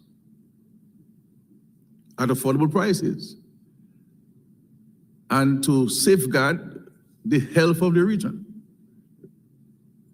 And this all of this extra regional imports of agricultural produce with also chemicals in it, that's what causing a lot of health problems we have in the region today. CNCDs, diabetes and hypertension, we're scared of COVID-19. We should be really scared in the Caribbean of diabetes and hypertension. And then we have a high incidence of obesity in the region caused by what we eat. So this initiative is not only about economics, it's also about the well-being, the welfare of every citizen in the Caribbean region. We as governments, we speak about helping farmers. But in the process of attracting jobs in the tourism industry, we give concessions to these hotels to import food from outside the region. Can we not address this and say, let us first buy from your country, and that which you can't find from your country, you can find it from a brother or sisterly country within CARICOM? And so we have to remove all of these fictitious impositions that we put in. All hide on the phytosanitary conditions and this and that. These are all just unnecessary actions that we take. And so I speak on behalf of the farmers, and we talk about access to farm labor. It's difficult for farm labor to move within the region, but we're sending farm workers to Canada every year. And so we're helping the agriculture, we're helping the economy, but within our region, we cannot help each other by allowing farm workers to move freely within our region. And so I'm really here to speak on behalf of the farmers. I'm a farmer myself. I am completely self-sufficient. I eat fruits every day, and every one of them come from my farm, grown by me. And so I speak here, my Prime Minister, St. Vincent's out there, and St. Lucia and Grenada, the Windward Islands, we have the capacity to supply a significant amount of food to the region. And we need to work together. We need to allow our produce to come in freely on unfettered manner and allow the ordinary folks within the Caribbean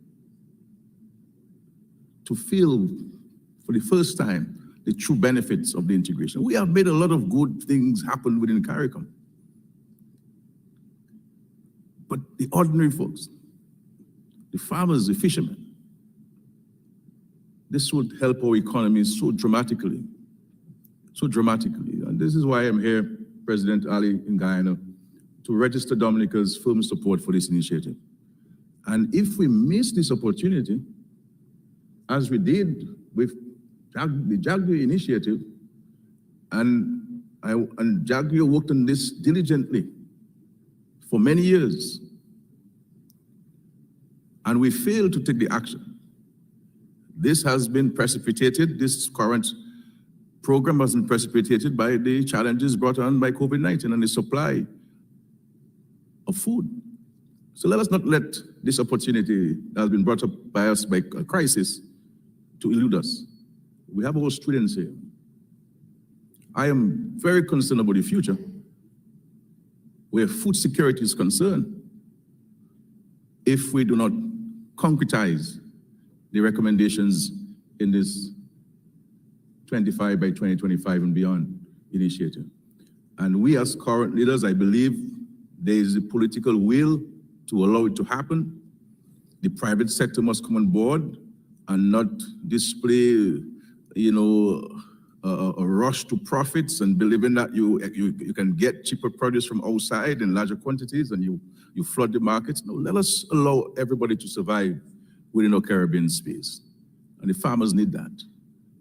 We can supply you one. These 2 farmers alone can supply you for a significant amount of supply within the region. And then if you add me to the mix, you can understand, And we have Farmer Brown from Antigua. So I want to thank you. I want to commend the leadership of Guyana. I remember back in the 80s, we had a small spar between Eugenia Charles and Forbes Burnham over rice and over soaps. And Eugenia Charles told Forbes Burnham, you could bathe with your rice and I'll bathe with my soap, back in the days. But we have excellent relations with the leadership of Guyana and the people of Guyana, and we look forward to working with you, President Ali, to realizing this tremendous effort that you put into one of the most important sectors in our Caribbean, agriculture and food production. And so let us all join forces. Let us all join forces to make this happen. It's not going to happen only because of us, and it's not going to happen by us only as political leaders in this country or these islands. Every one of us, or the consumers, we cannot, as consumers, talk about agriculture, what government is doing for agriculture, and then we take our trolleys and we go to the supermarkets and we look for the foreign produce. Now we believe that the beef coming from elsewhere is not comparable to the beef coming from Guyana. So if each of us here and those who are listening to us, the millions who are listening to us within the Caribbean region, were to make a decision today that we're supporting Caribbean produce, we will solve a problem. We will solve a problem. Notwithstanding, and then you would put political pressure on these leaders to remove all the barriers that they have in your countries. Because you would be saying to them, I do not want any ginger coming from a country that doesn't have land. I want Dominica ginger. And let us have it recognized on the supermarket shelves. Let's pass regulations to force the supermarkets to put CARICOM produce.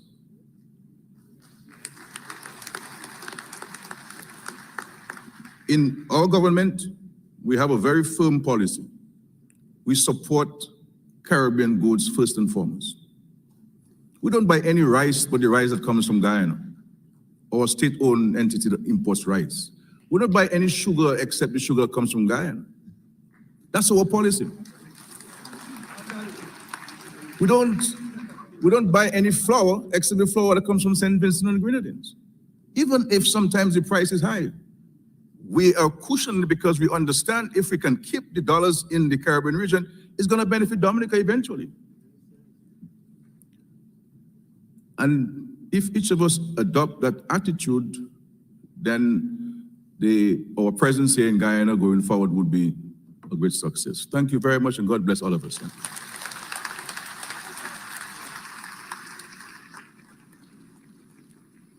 Thank you, Prime Minister. Ladies and gentlemen, Guyana is on the cover of the April 2022 edition of the National Geographic magazine. I hope you had a chance to see it. It features an expedition through our dense and pristine jungle to the mighty Roraima, Prime Minister Rowley visited our Kaieteur National Park yesterday. We hope that you all have an opportunity to do so. Of course, that's the largest single-drop waterfall in the world based on the volume of water. And Prime Minister looks refreshed and reinvigorated and ready to invest in Vision 25 by 2025. Please welcome the Honourable Prime Minister of Trinidad and Tobago, Dr. the Honourable Keith Rowley.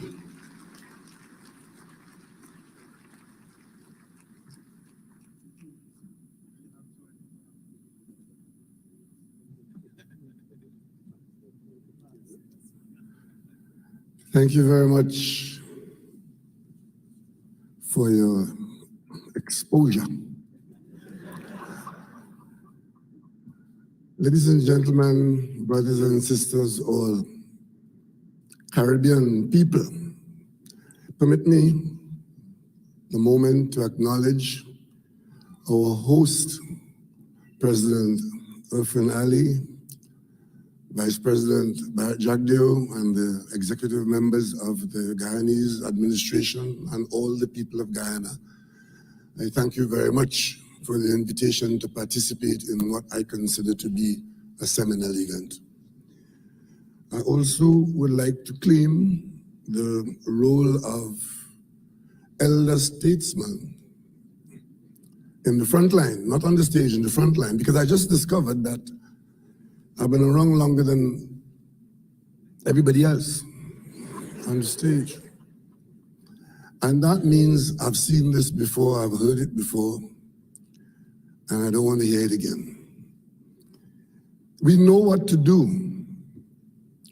Question is, are we prepared to do it?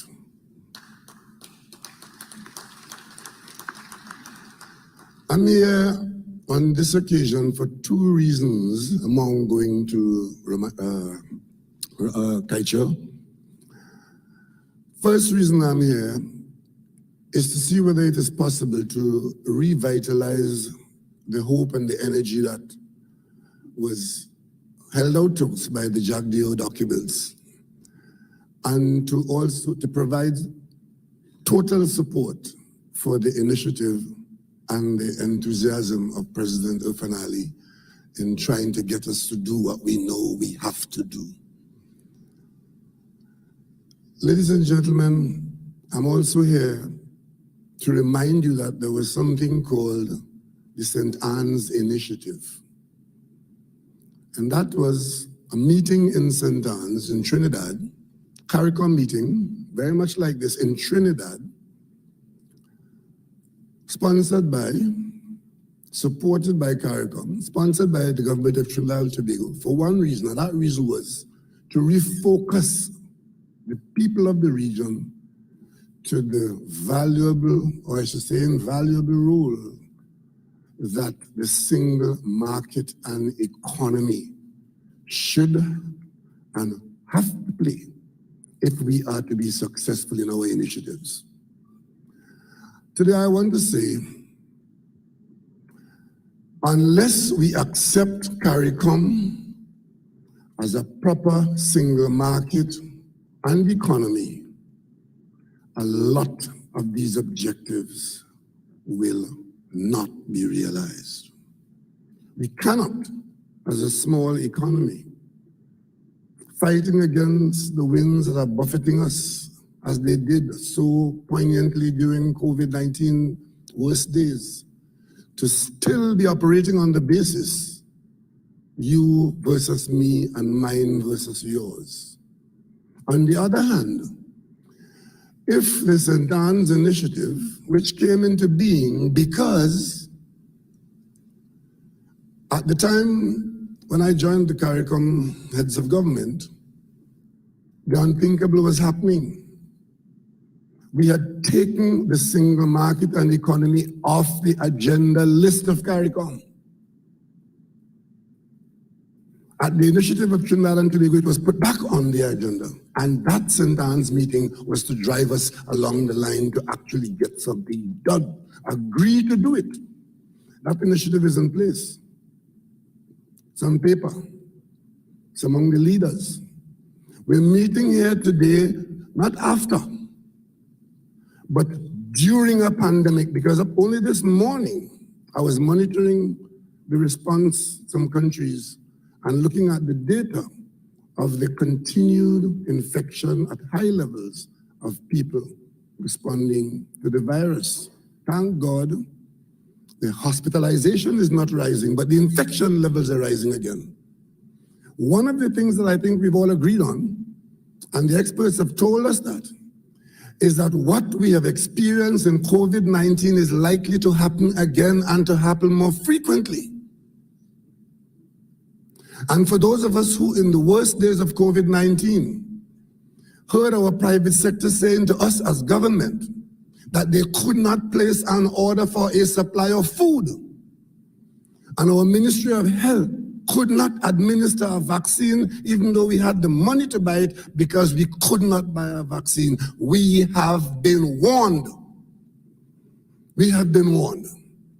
So when we come here now in these salubrious environment, externally and internally in this building, let us remember that amongst us, there will be responses that are saying, we prefer to protect the status quo of the narrow existing interest as against doing what has to be done to broaden it for the interest of the wider CARICOM people. Let's understand that.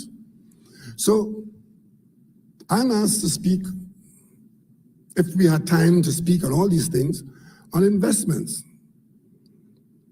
and marketing, for the simple reason that I've been saying that unless we get the appropriate investments, the scale at which we are required to perform will not be achieved. Because the fundamental principle of economics, the economies of scale, will always apply to us. And therefore, Guyana's role in giving CARICOM the opportunity to produce on the scale at which we can produce, to be a participant in feeding ourselves, is important. And that's why I'm here to support this Guyanese initiative, driven by the works of Vice President and President of Guyana as integral leaders in CARICOM. Because while we want to protect our peasant agriculture, while we want to ensure that the current interests are not trampled upon, we must do what has to be done to increase production. But that increase in production is going to do something. It's going to disturb the status quo of the current arrangements. And that is status quo, if it is not on board and in board, is going to dominate the conversation of protection, and we will not get it done. Why do you think President Skerrit is asking you today that he could sell avocado to Europe, but he can't sell it down the road, 100 miles down the road? Why do you think we have so many possibilities of production within a region, COVID or no COVID? But there's no easy movement of these products. A lot of it is the protection of the status quo. But if we accept that the giant step of a single market and economy is to come into being, then it will remove this chronic impediment of talking while knowing that we don't intend to interfere with the status quo. For example, we talked, my colleague and I from Barbados, we talked about this idea of having, within this single market and economy, a single company register, where once a company is registered anywhere in the CARICOM, it is deemed to be registered everywhere in the CARICOM.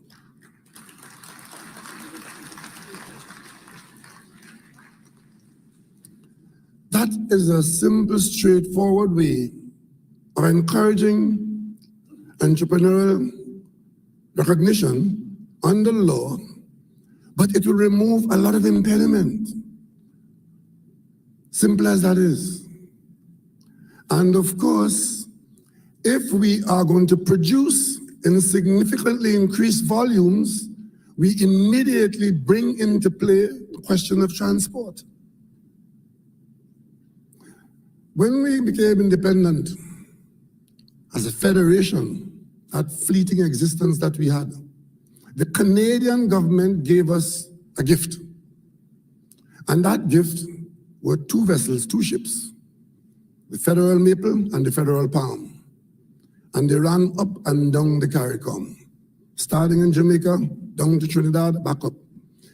And at no time I can recall were the people of this region, the CARICOM region, ever better connected and better served. But at the end of the useful life of those ships, they were never replaced. Not because there was no reason to replace them or that the job had been done, but that we, the independents, had not done what had to be done to serve our people. We knew what had to be done. It has never been done. I gather that there are international supporters at this conference.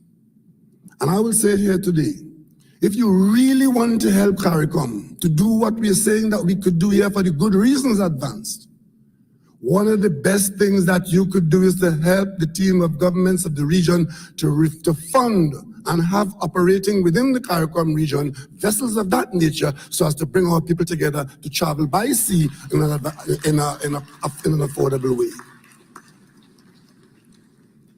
Because it has been done, it needs to be done. Goods and services by sea, after by rail, is always the cheapest.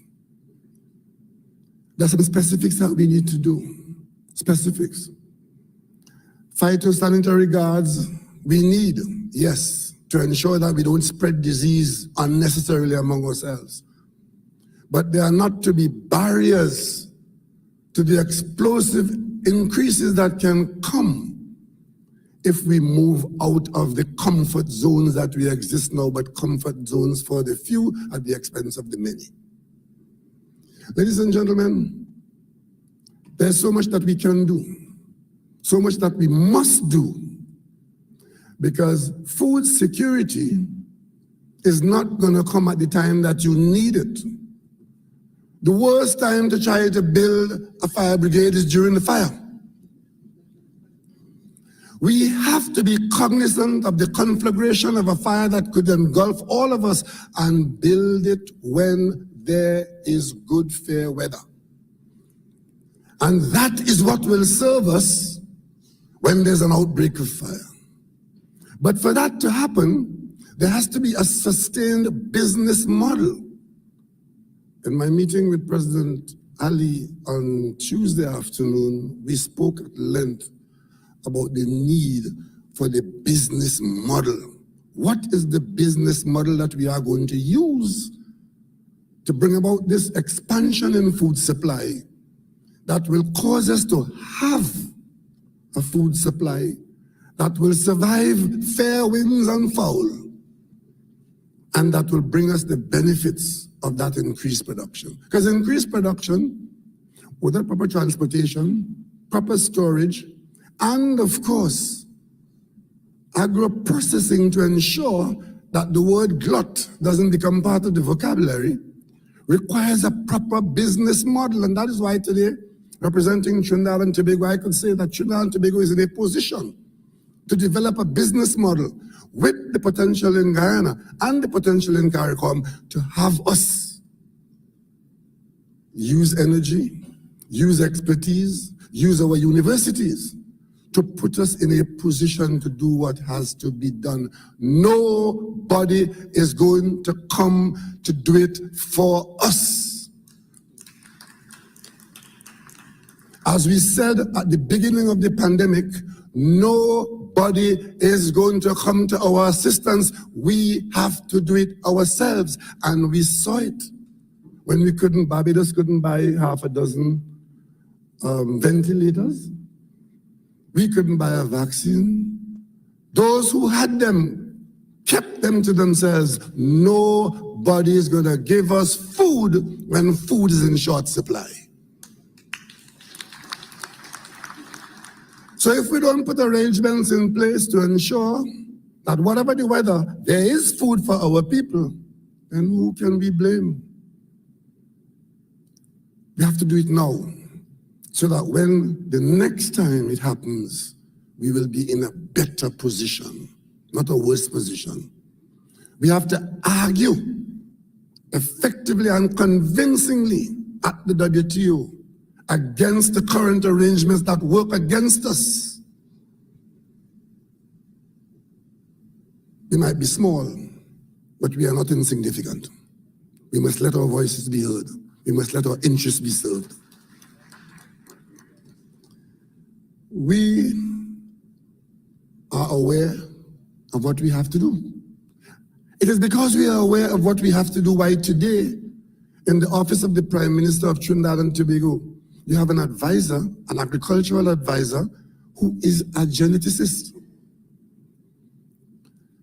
Expertise that tells us other people are growing grain and planting things. It doesn't mean that we have to grow the same variety of grain in this region or on these soils. But it is possible to understand the genetics and to get varieties that are suitable for our environment. And that is where our universities come in. The University of Trinidad and Tobago, that is technologically biased. The University of Guyana, the University of the West Indies. Our research now has to be with a fierce urgency of identifying for the producers the varieties that we can produce on scale so that we can supply ourselves with the inputs for animal feed, with the inputs for human oil consumption of human oils. And therefore, we want to see fields of soy growing within the CARICOM, Belize and Guyana where the acreage is available. We want to see corn being harvested, grown in the areas where they can be grown, and of course find themselves in as raw materials being processed for our own food supply. And of course, as we do that, we keep our eyes on other people's needs because we can supply some of their needs as well. It is only a fog in our vision and an absence of our own commitment that can hold us back from doing what we can do and what we must do. And this initiative is probably not the first step, but a giant step in trying to get us to come to the point of identifying business models that we must implement with the support of all those who back us. Make the investments, do what has to be done, and utilize the resources that God has blessed us with within the CARICOM. The least we can do for our people is to do the most that we can do under the circumstances. And that is why Trinidad and Tobago provides full support and hold out the promise of full participation in every effort that is geared towards this very vexing subject of can we or will we feed ourselves. But of course, our people have been so conditioned. Just at the time when you go past the market,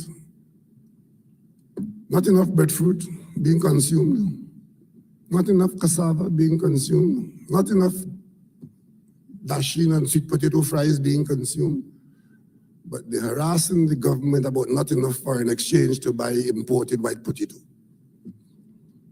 So yeah, we have to make the dietary changes to fit our ability to feed ourselves, otherwise we are just vassals of other people's problems, masquerading as the wronged and the entitled. Ladies and gentlemen, it's an exciting period. Our young people, some of them here with us today are at school. 2 or 3 years from today, they'll be out in the workplace.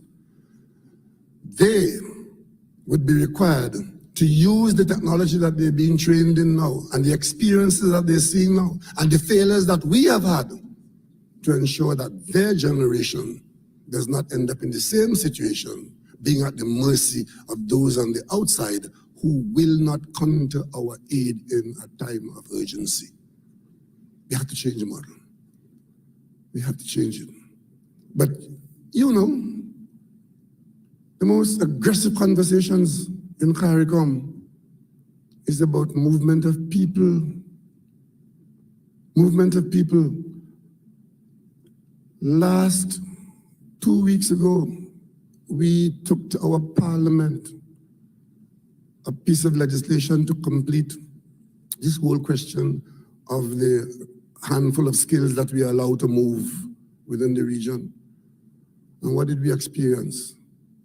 We experienced voices within our parliament openly objecting and indicating that this is taking jobs from local people. We have to move away from that to a total commitment to being who we are and doing what has to be done. Otherwise, we'll have more conferences like this in different years other than 2022. And we keep asking ourselves, why not? Today, I would like this conference to place us at a fork in the road, but we take the decision to make the turn in the direction where we commit to an improved production system to give us food sustainability in all conditions, anticipated and unanticipated. I want to thank President Ali and his team and the people of Guyana for the very warm welcome that you have extended to me on behalf of the people of Guyana to the people of Trinidad and Tobago, and to let you know that the closest relative you have in the CARICOM is Trinidad and Tobago. Thank you.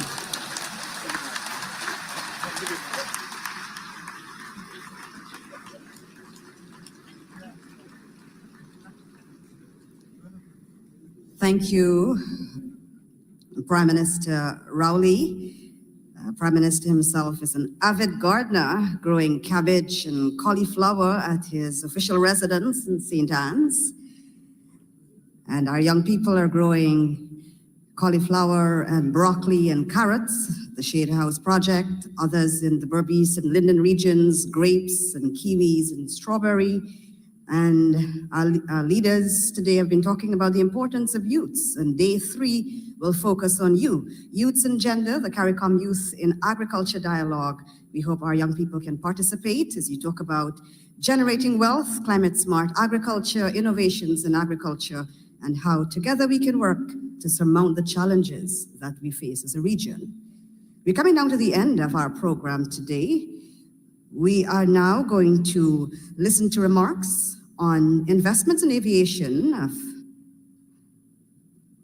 We'll hear remarks from the Deputy Prime Minister and Minister of Tourism, Investments and Aviation of Bahamas, Agriculture Insurance, and our penultimate head of government is coming to us now. He is the Deputy Prime Minister. Honourable Isaac Chester Cooper is our next speaker.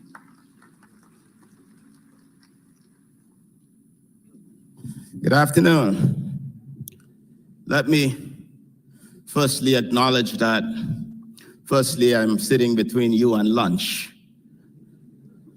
And secondly, that I am the junior on the platform today.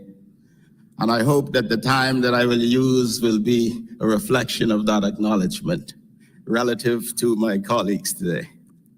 Ladies and gentlemen, I bring greetings from the Prime Minister, the Honourable Philip Davis, and of course I recognize the Minister of Agriculture who is here with me. And it is indeed a pleasure to be here in beautiful Guyana to receive such warm hospitality and to participate in this critical forum. Your Excellency, President Ali, thank you. Over the past few years, the Bahamas has experienced events that have brought our priorities into focus. In September 2019, Hurricane Dorian, a deadly Category 5 storm, tore through 2 of the main population centers of our archipelago that were also 2 agricultural centers, Abaco and Grand Bahama. Viable farming and livestock operations were wiped out, making it harder for local populations to feed themselves, causing significant losses in revenues in that sector and increasing an already disproportionate food bill. Lucrative fishing operations were also destroyed, meaning some families were set back a generation in their trade. From Dorian, the need for climate resilience in our islands, from housing to infrastructure to agriculture to food security, was brought to the forefront of what we seek to achieve. Like every other CARICOM country, we were particularly hit hard by the pandemic, and the effects linger. What is different for the Bahamas is that less than 1% of our GDP comes from agriculture. And therefore, we learned that food security must become a priority to ease our dependence on major industrial trade partners and to stem the flow of foreign currency off our shores. In my country, we have not made the gains in local food production that we would wish to realize as quickly as we would like. And with inflation and lingering supply chain issues, we find we are paying more to feed ourselves and our visitors. This was not the case just a generation or two ago, but now we import 90% of our food at a cost of over $1 billion every year. From these figures, it is clear that there is good money in food production.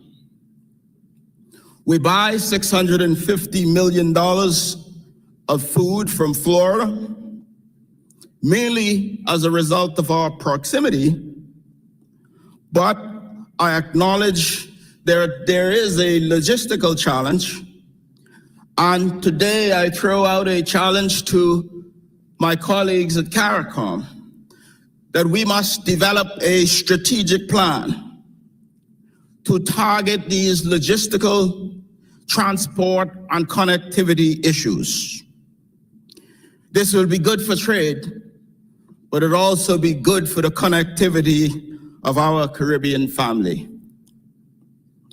But as we face an aging farming population with over 80% over the age of 65, our opportunity is to attract and engage another generation of Bahamians who are passionate about feeding ourselves and themselves.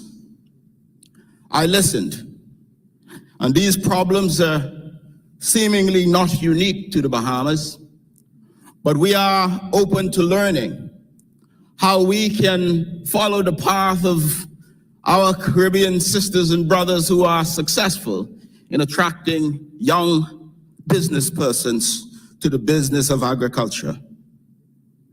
And where we are strong, we extend offers of assistance in the areas we are able to.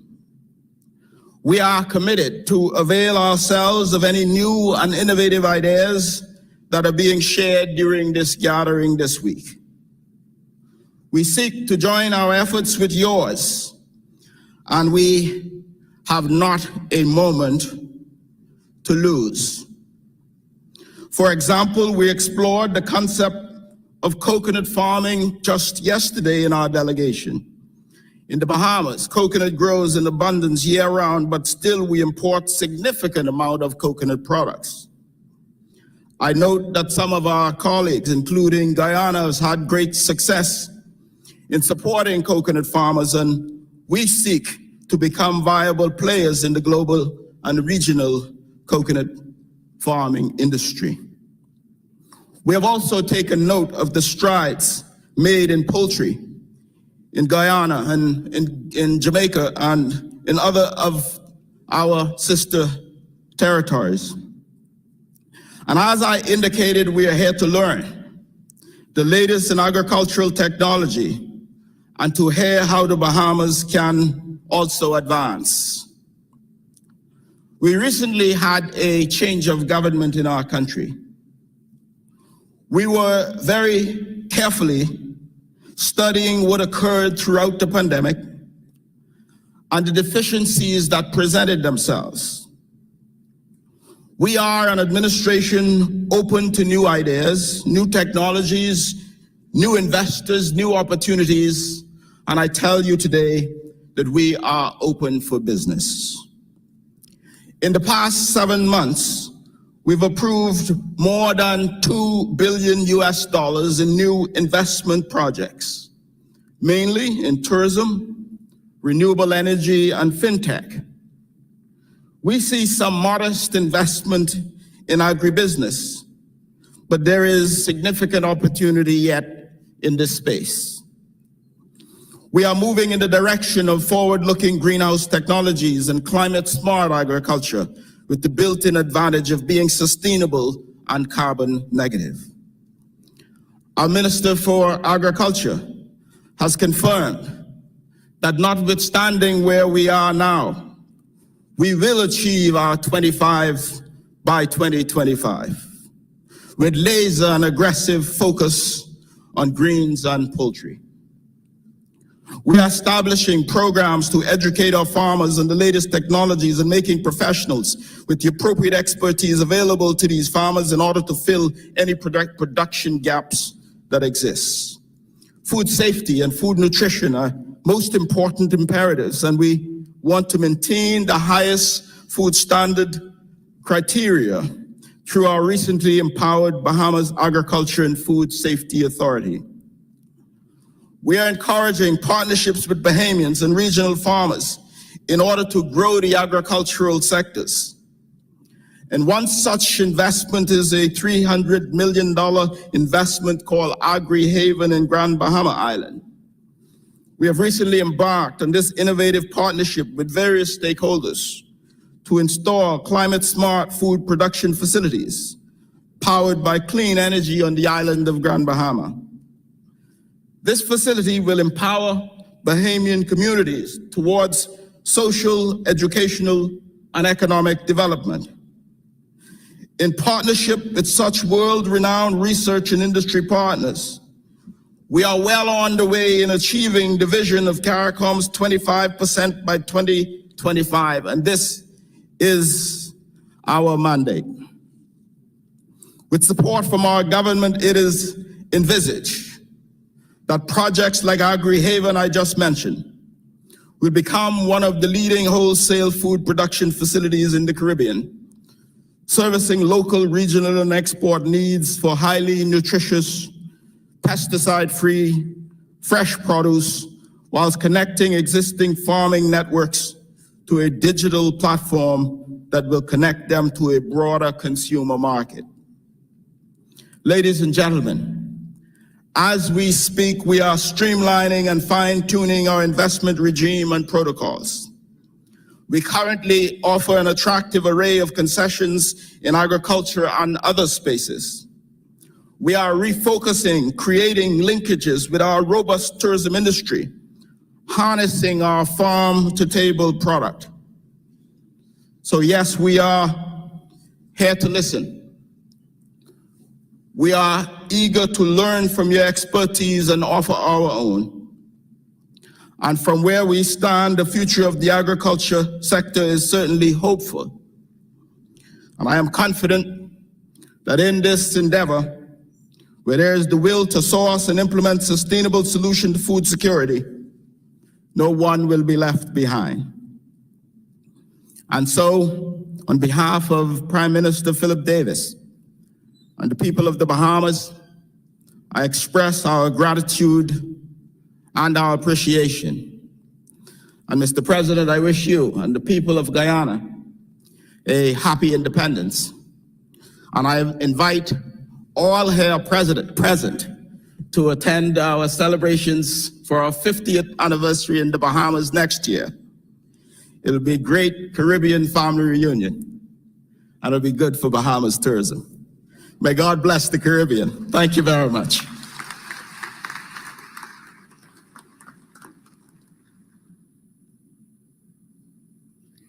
Thank you.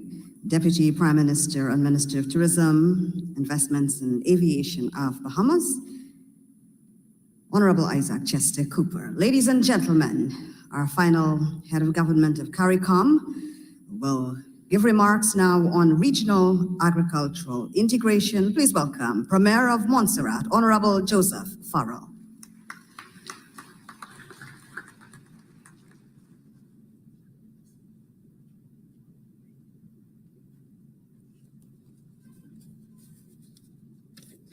Madam Chair, permit me to greet President Ali and Mrs. Ali and other members of your cabinet. Let me say, comrades, good day. Especially our young people who are with us. We're truly happy that you are with us today as we realize that whatever we do in this decade, it is you who will continue beyond.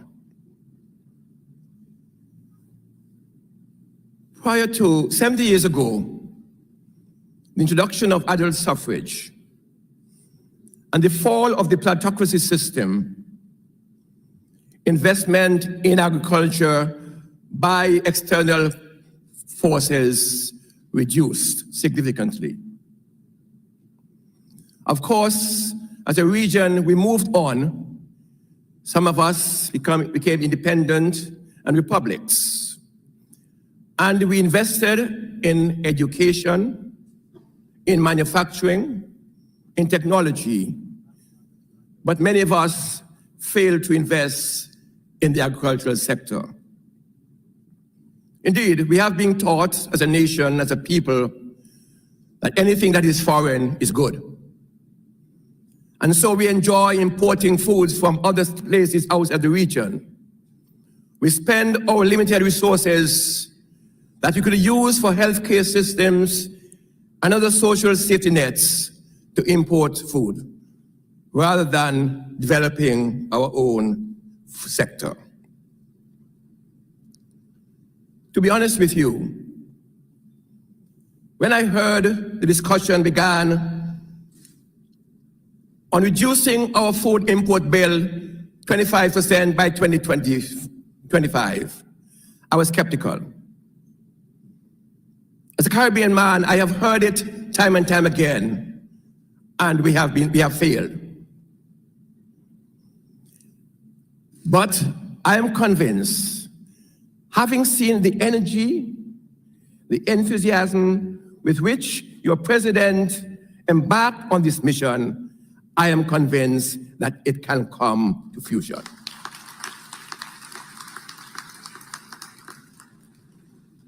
Comrades, if ever we think that we need to secure food for the region, is now. Having experienced what happened to us during this pandemic, when we were unable to purchase basic PPEs to protect our peoples, it was withheld from us. I want to ask you the question, what if something happens and the region is not able to produce food? Our people will die. And that is why we must all rally around this vision and put it into practice so that at least we begin to produce food for the nations of the region. It is absolutely critical that we do that.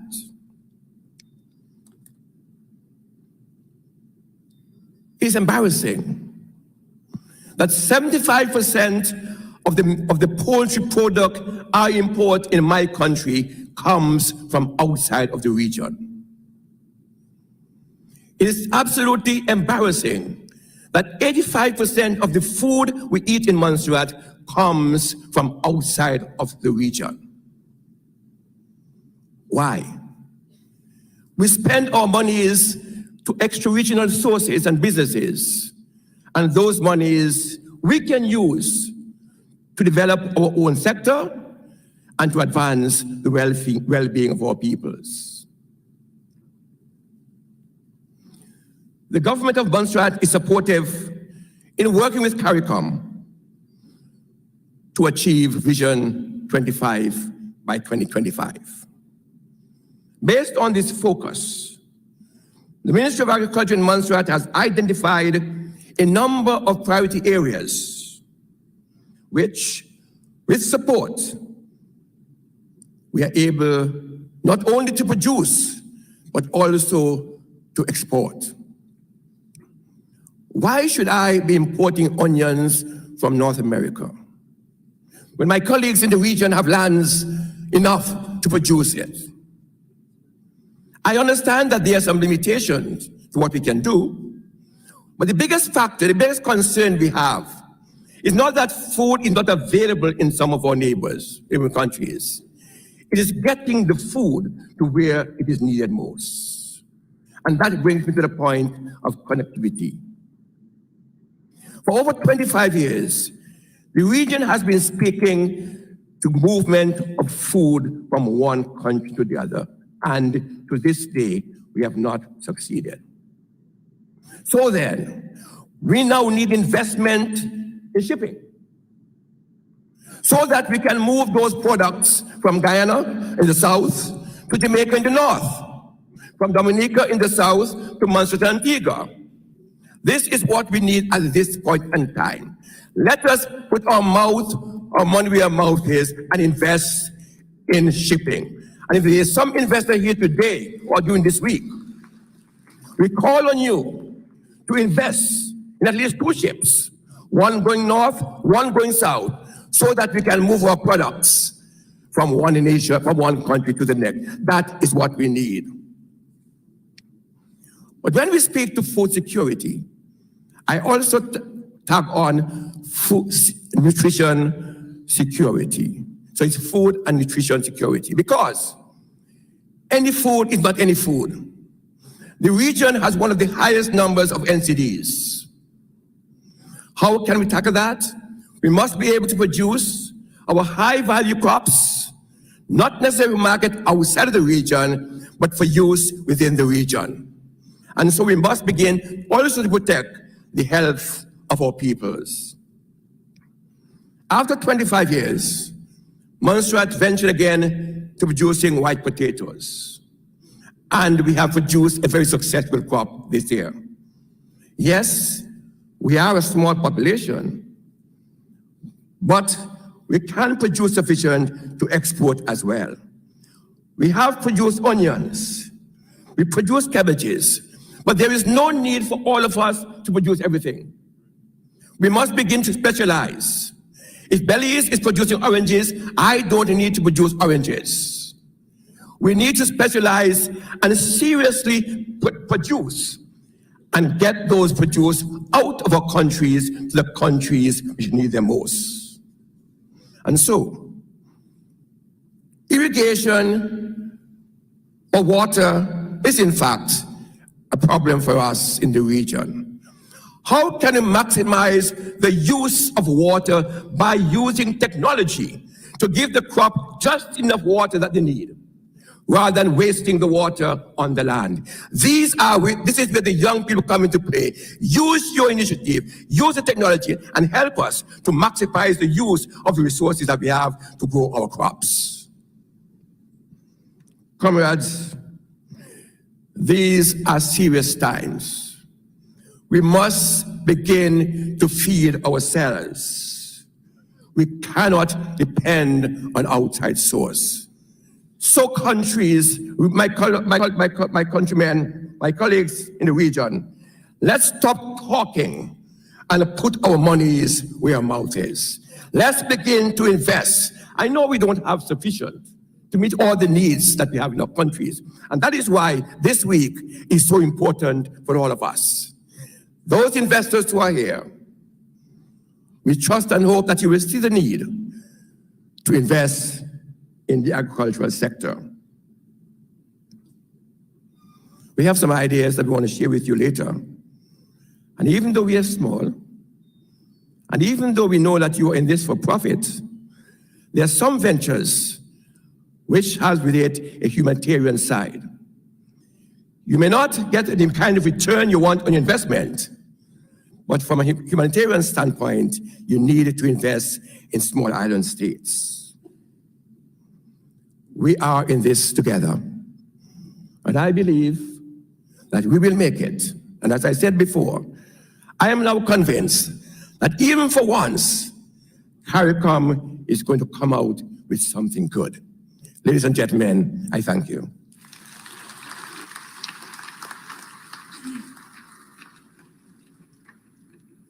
Thank you very much, Premier Farrell.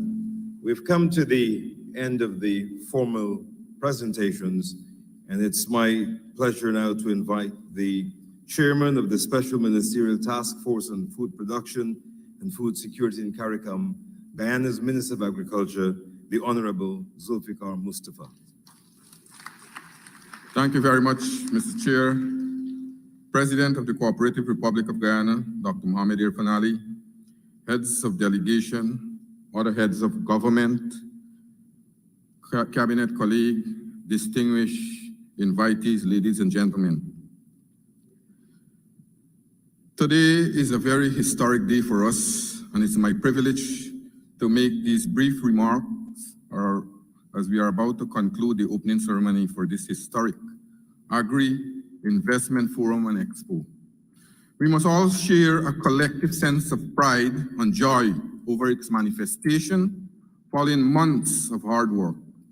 Its realization today and over the next 3 days follow the establishment of a special ministerial task force as agreed by CARICOM leaders and their agreement that an Agri Investment Forum and Expo would be an appropriate platform to address the issue of investment in the regional agricultural sector.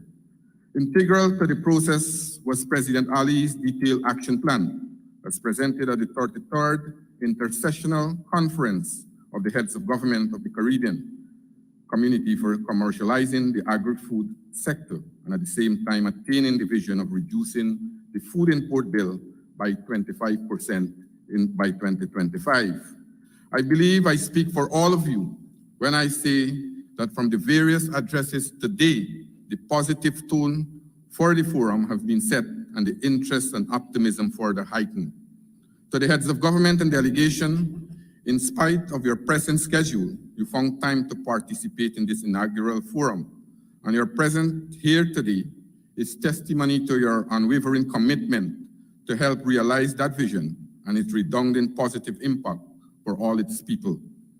Our individual and collective potential are not in dispute, as we heard from many leaders, and our commitment fully demonstrated here today. This forum therefore creates that springboard and motivation to achieve the true intent of this initiative. Allow me therefore to extend the appreciation of the government and the people of Guyana and that of the region and beyond for your participation and commitment shown. Allow me to extend our appreciation to those delegates and participants from beyond the region. Your participation has further underlined the global importance of agriculture and food security. Given some current global challenges and trends, that importance has become even more paramount. With evolving technology in aiding improvement in efficiency in almost every aspect of agriculture, this forum helps to facilitate the promotion, engagement, and informed dialogue among key stakeholders along the agri-food value chain of policymakers, development partners, foreign and local private investors, farmers, distributors, and how investment could be encouraged and the 25% by 2025 program can be accelerated. Therefore, its realization is of major significance, and appreciation must be extended to all those who work tirelessly beyond the call to make it possible. President Ali, the CARICOM heads, the organizing committee, our local and international partners, sponsors, investors and potential investors, exhibitors, the media, and all those who contributed must be commended. As we head to the working sessions and Expo, fruitful discussions are envisaged, while our individual and collective potential will be on display through products and services. While we must feel a tremendous sense of pride in what we produce, we must be cognizant of the greater heights that can be scaled through sustained commitment and innovation. There lies the inspiration, if at all any is needed. Together we represent and carry the aspiration and expectations of our brothers and sisters here in Guyana and across the region. Over the next 3 days, ideas and possible solutions will be discussed and partnership will be built. Let us maximize this wonderful opportunity and lay the firm foundation for an exciting future for agriculture to realize the goal set for 2025 and for the much needed food security. Once again, appreciation to all of you and best wishes for much success during the forum and expo. Thank you very much.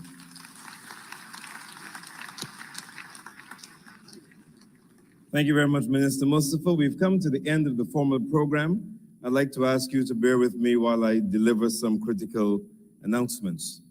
The first is that we are going to take an official photograph quickly before the delegates, the heads of government, leave the stage.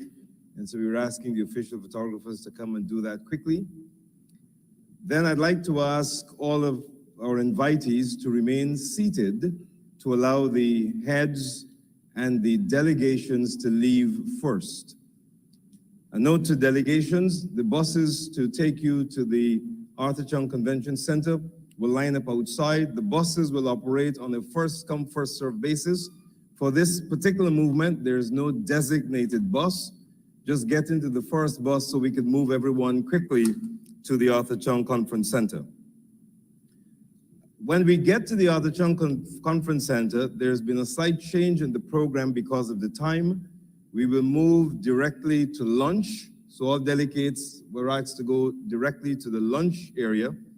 And when lunch is over, we will have then the ribbon cutting ceremony to open the expo, the tour of the expo, the launch of the Skerrit online marketplace. And then after that is the first business session will commence. I can't give specific times now because we have to move the delegates to the center and then have lunch. So those are the announcements. Thank you very much. Please remain seated. We take the photograph and then we get the heads and their delegations out. Thank you very much.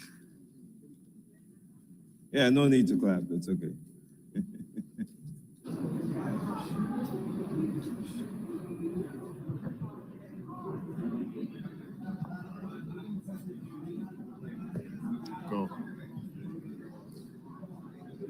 Our 8 heads of government as they make their way off stage. It's been quite an opening ceremony, Chris, with many things for us to take away, even as we get ready for the next aspect of today's proceedings, which will be happening at the Arthur Chung Conference Center.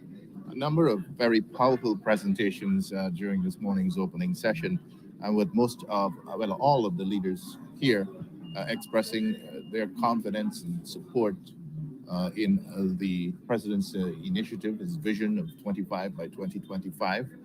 We've had some commitments by some of those leaders that they will be certainly working assiduously to making things happen. Prime Minister of Trinidad, the Honourable Keith Rowley, in his presentation said that the region collectively knows what it has to do. And this is a conversation that we've been having for a number of years, but now what we need is the will to move things forward. And now it has never been more critical for this to happen now. As a region, if we do not realize this vision 25 by 2025, then we could be facing the full impact of all those international realities that abound today. His big question, second big question was, are we prepared to do it? And as we get our preparations on the way with this very Agri-Investment Forum and Expo, we are looking forward to achieving our goals by 2025.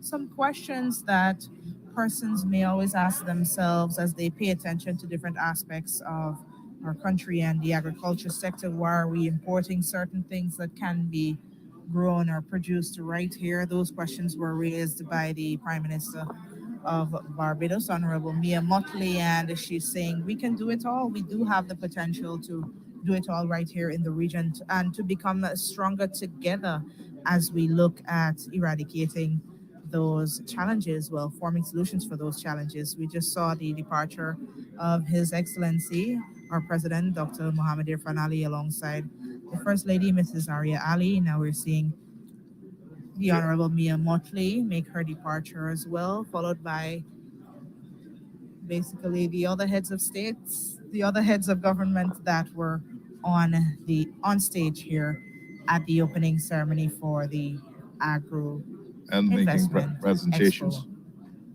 All right. So one of the challenges thrown out by Belizean Prime Minister, it was Gaston Brown who challenged us all to engage in practices for sustainable agriculture. And there's also a challenge for the region as a whole to look towards producing our own fertilizer as Guyana moves towards being an oil and gas entity. The Honourable Vice President.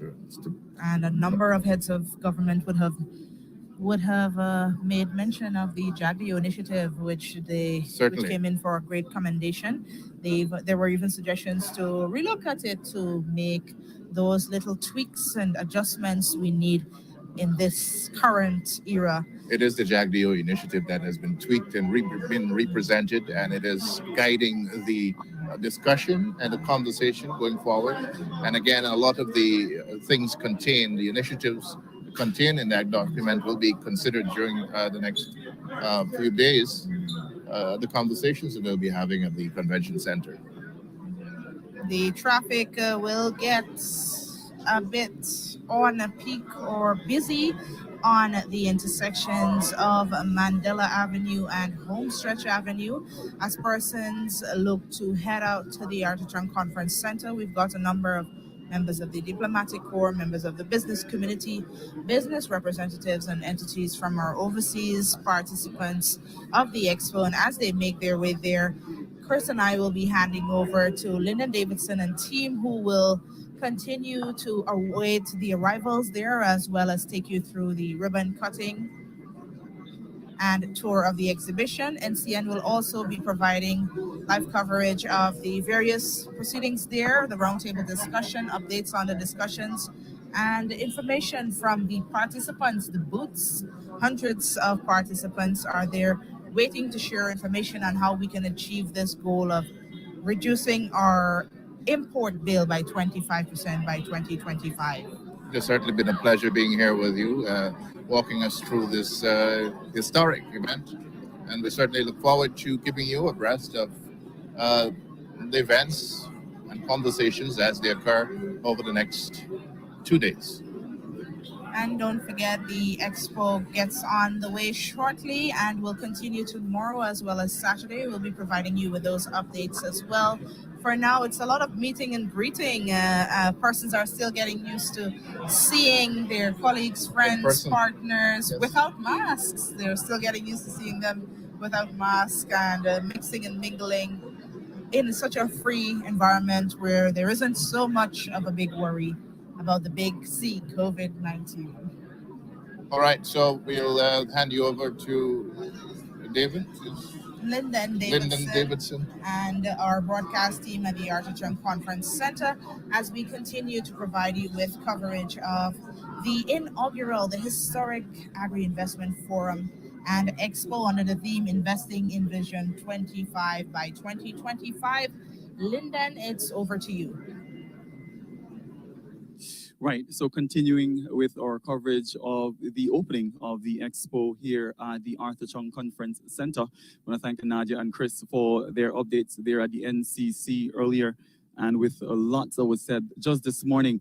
As you can see in my background, we're waiting for the ribbon cutting ceremony. That's going to be happening very shortly, and that will commence the official opening of the Expo in itself. There's so much here to see at the Artichon Convention Center with what is happening behind me. And just in case you have an opportunity, you're watching us at home, you wanted to come down here to the ACCC, you can definitely do that, given the mere fact that we're just about minutes away before the actual cutting of the ribbon is done here to officially open the Expo to persons who are watching us at home. Remember, the Expo is being held under the theme Investing in Vision 25 by 2025, and that in itself is very, very significant. We would have definitely seen and heard about the amount of work that would have gone into the hosting of this conference and expo, given the mere fact that the Ministry of Agriculture And CARICOM and government, of course, has been working tirelessly to ensure that systems are in place to have this done. The Ministry of Agriculture, like I said, has been very, very integral in that process. One of the things I must mention to you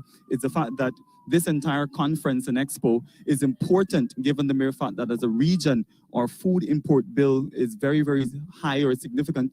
So $6 billion we spend on regional US dollars, that is on regional food, and increased investment is needed in agriculture. One of the things I'm witnessing just in front of me is the arrival of His Excellency, the President of the Cooperative Republic of Guyana, Dr. Mohamed Irfaan Ali. He's just making his way into the compound of the Arthur Chung Convention Center. Remember, just before Dr. Ali would have delivered his feature address there at the National Cultural Center as part of the opening ceremony for the Expo and Investment Forum, which will commence here today. And like I mentioned, key to that whole engagement is the mere fact that as a region, as CARICOM, we're really looking to put systems in place to tackle the food import bill, which we've amassed over the years, a whopping $6 billion we spent on food, and looking to invest in agriculture to reduce that by 25% by 2025. The forum is therefore geared towards the promotion and engagement of informed dialogue among key stakeholders. And there are lots of them that will be here at the Arthur Chung Convention Center, taking part in different forums, different panel discussions, basically trying to look for ways and means in which as a region, we can be able to find solutions to the food shortages, the food problems that we have, particularly with here in the Caribbean. Remember, we're basically looking to achieve food security. Is one of the things in Guyana is very, very integral as it relates to that. And the minister would have alluded to the fact that we in Guyana here, we are very blessed with an abundance of land and fresh water. And those are the two key ingredients when it comes to agriculture.